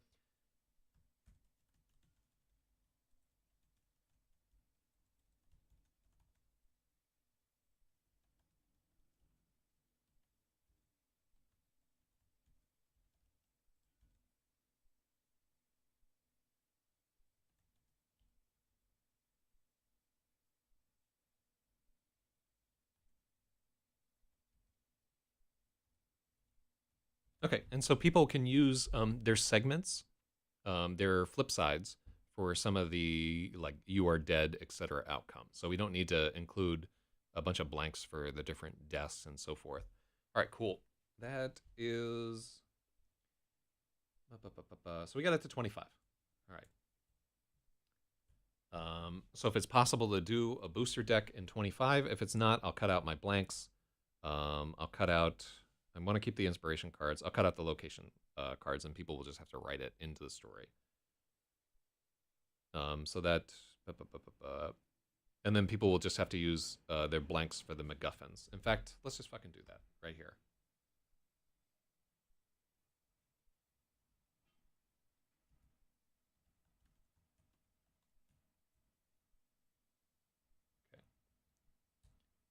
And in fact, we don't even need to include the blanks in there. We just tell people, like, hey, if you need extra stuff, just write it on a fucking index card. Or use the back of one of your cards as a blank. Cool. We're back down to 20, boys. Okay. And we just have like a check that you put something on the blank there. Okay, cool. 20 cards. We can do this. We got our double-sided protagonist card that has the character generation workflow. And let's work on that next, right? Then we're going to have our 3 inspiration cards, which are just, I'm going to start with tarot cards. Later, we can just do some AI-generated horseshit. And then on the other side of it, it's going to have your antagonist, your ally, and your goal, right? Those are cool. Those are things that you should know at the beginning of your writing your story, and they will inform whatever. So, and then our game start workflow.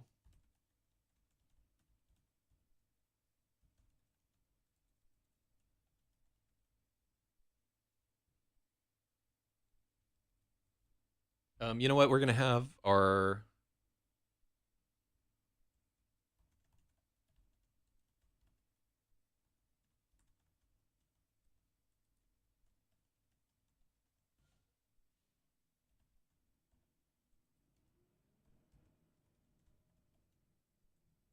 Yeah. Okay, cool. Fuck, I want to have one more card. The more I think about it, the more I think the location... We'll just have one single side. Okay, so our packs will be 21.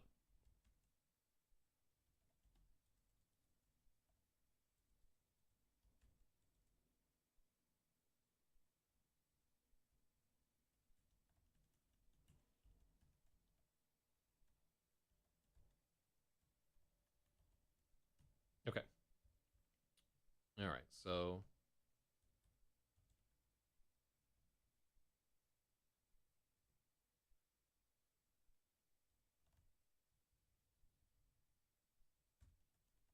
Cool.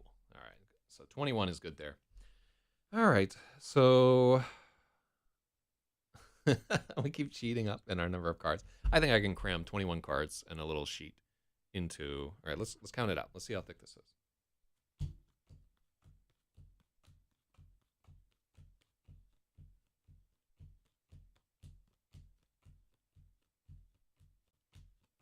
All right, so 21 cards. That's a thick booster, but that's a booster. Like you could get like this booster pack and like maybe are like folded up whatever. Still a little thick for me, but we're probably going to use like a little bit thinner stock for this. 9 cards per sheet, 3 sheets, 27 cards. Well, they're not on binders, right? Like I'm thinking of physically like what's going to fit in like those little Mylar packs. I can fit 21 in there maybe. That's something that I may have to consider with like a production team or whatever. Okay, I like this. Well, these are going to be larger potentially also than just trading card size, which is this. This is hard to write in like this little trading card, you know? So, oh yeah, we fucked ourselves, right? Because the cards have to be like full tarot size. Hold on, let me show you.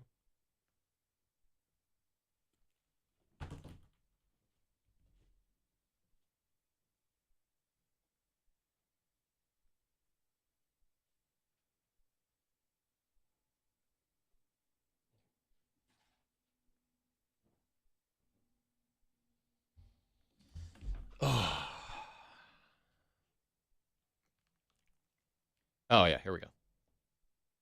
Okay, so critical to me is that these do come in the packs, and if I have to redesign the game to where it'll fit there, so this is the appropriate size for these cards. This is like a full-size tarot card, and we can look, here is like a standard playing card. So the playing card, this is the size of a Magic card right here. This is the size of a tarot card. This game has to be on this size of card to work because these are too small to write on. Like, right? If the premise of our game is people are writing on something, has to be on cards that are this big, right? So if we think about just from a level, right? Let's say that this is our pack size. It means, I don't know if this will even fit in here. It means that our packs are going to be about this large. Now, it is important to me to have the physical experience of ripping open the pack and sealing it. But we've just gotten our, like, what we don't want to do is get into a situation where like we're in custom production type thing.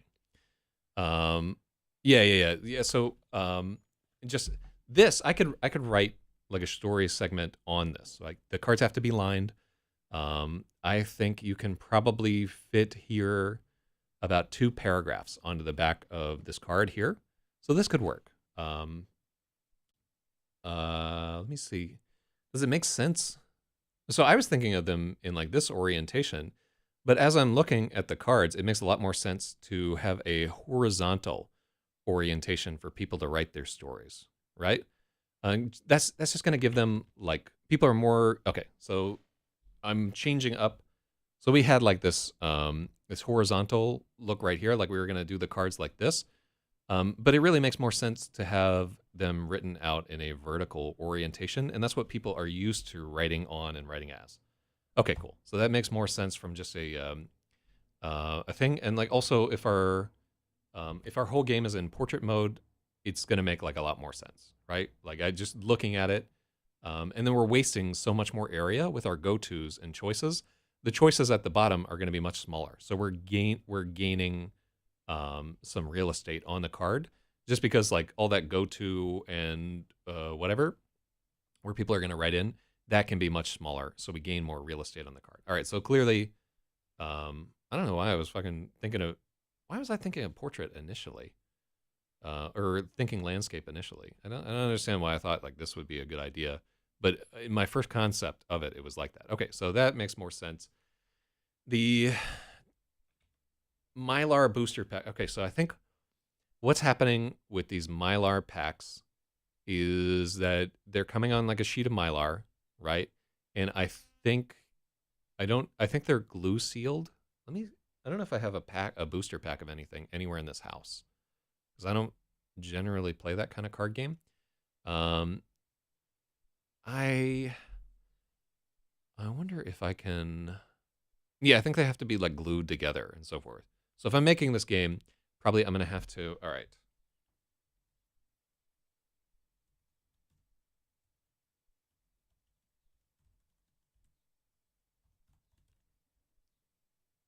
All right, direct plier heat sealer, only about $300. Plastic card sealing machine. Okay, so yeah, trading card packing machine. All right, what do we got here? Yeah, so this is $10,000 for this fucking thing. Pillow packing machine. This may be what this is what we're looking for right here. Pillow packaging machine feeder for a scratch card. It's about. Okay, I don't need to get that crazy. I'm not producing that many. Okay, but I can see what they're doing here. Where, yeah, so they have a roll. Yeah, it's doing that. This is what I'm looking at here, right? So it's heat sealing them. How is it fucking doing this? All right. That doesn't look too great. Like I could drop 3 or 4 grand on something if I need to have like a sealing machine and so forth. I'm not going to get into printing the whole thing, but so if we get into a situation where we can, because I can print the tarot cards, right? That's not a problem for me. I know that printers can do that there. Oh yeah. Yeah, I'm doing it live. Thanks for hopping in there, Catalyst.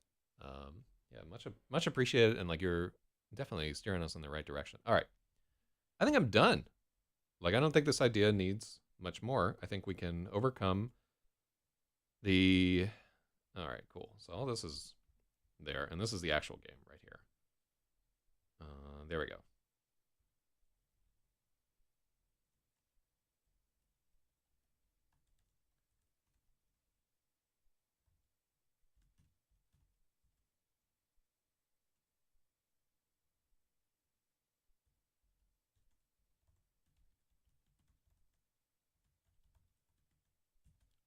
Cool. All right, I can do this. Yeah. All right.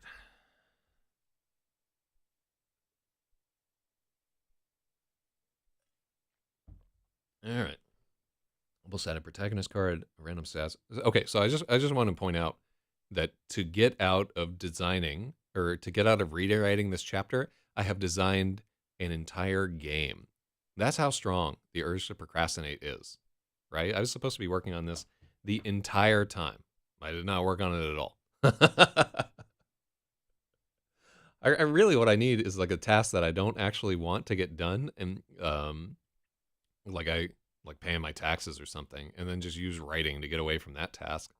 I wonder how many levels of escapism I need to like actually complete this novel. All right, so what did I settle on for this? Let's see.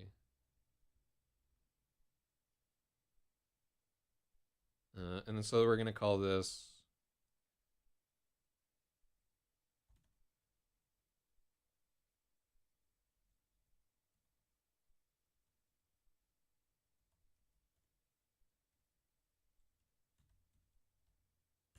Gak Pack. I like that. Oh, Jira, I just designed a game instead of doing my fucking job here. All right, let me give you the elevator pitch that I have it for it here.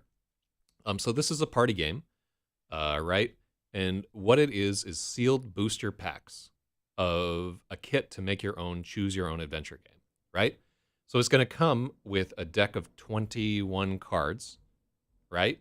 And it's a little bit ripping off Fiasco here. So in that 21 cards, you're going to get 16 cards that are like the story. Like you write what's happening in each of the phases of the story here. It's like a page of a choose your own adventure story.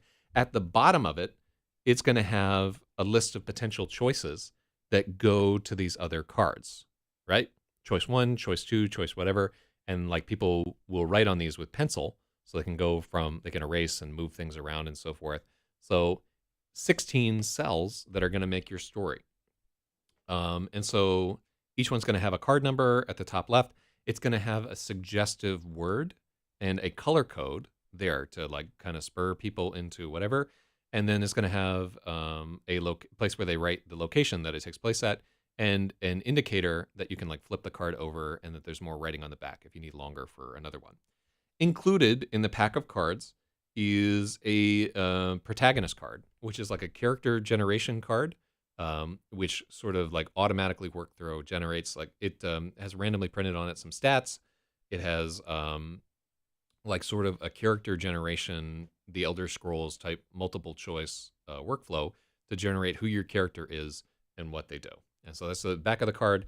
And on the front of the card, you write your conception of the character. And like, I don't know, you could have hit points or some nonsense like that if you feel like it. Then we're going to have a set of 3 inspiration cards. These are just tarot cards that have like an image on it that is archetypical that the person can use to develop their story. And then on the back of them, that's where you're going to write your antagonist, your ally, and your goal. So 3 cards that form sort of the meat of what makes the story go. And then you're going to have 1 double-sided card where you write what your setting is for where's this taking place, and 1 item that is your one that has your MacGuffin on it, which is like basically the item that people are going after, or the status, or the problem, or some kind of other thing. And then you're going to have the story cards, and then you have 1 instruction sheet. So all that is going to go into a Magic the Gathering style booster pack. And hopefully I can print these like cheap enough that for you can get like 4 for $30. So for $30, you can go with your 4 friends, and each of you has like this thing, and together each of you like puts together a choose your own adventure game. It's so complicated for a bit blatant cash grab. No, this is a game that I actually want to play. Like, I have enough titties in my life where I don't need them on playing cards. And it's been done. People better pornographers than me are doing all those titties. So this is an actual game that we're making, and it's not a cash grab. I think it's probably a money loser, to tell you the truth. But I just think it would be cool to like have this printed up, and the key to it is like having the production value, where people have the experience of like tearing open those cards and like the new card smell and everything, and they're excited to like write up their characters and stuff. And this is also timed. You're only going to have, I want to say like 3 hours to make your game. Maybe 2 hours is enough time to make it happen. I'll have to do some playtesting. But yeah, like, so instead of editing today, we just designed this game called Gak Pack.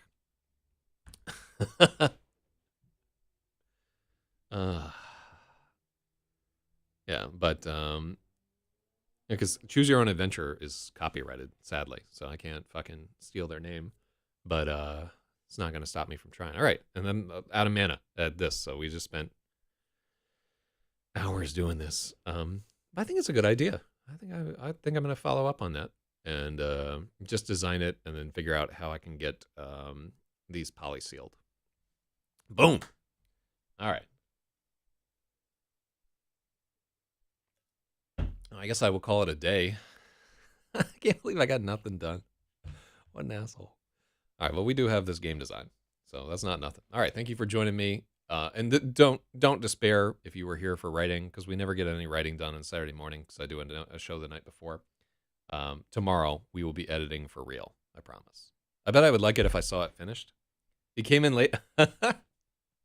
Harjamano, you missed the whole game design thing. Wait, Harjamano, wasn't that like Nordish? Or Nordish?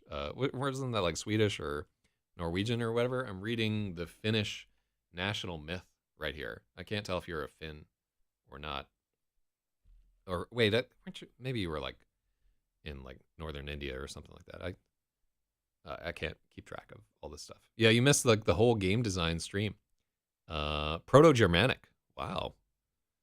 Are you in Denmark or something? That's wild. All right, anyhow, I'm done for the day. Come back tomorrow, and we will be actually editing the story. No more excuses.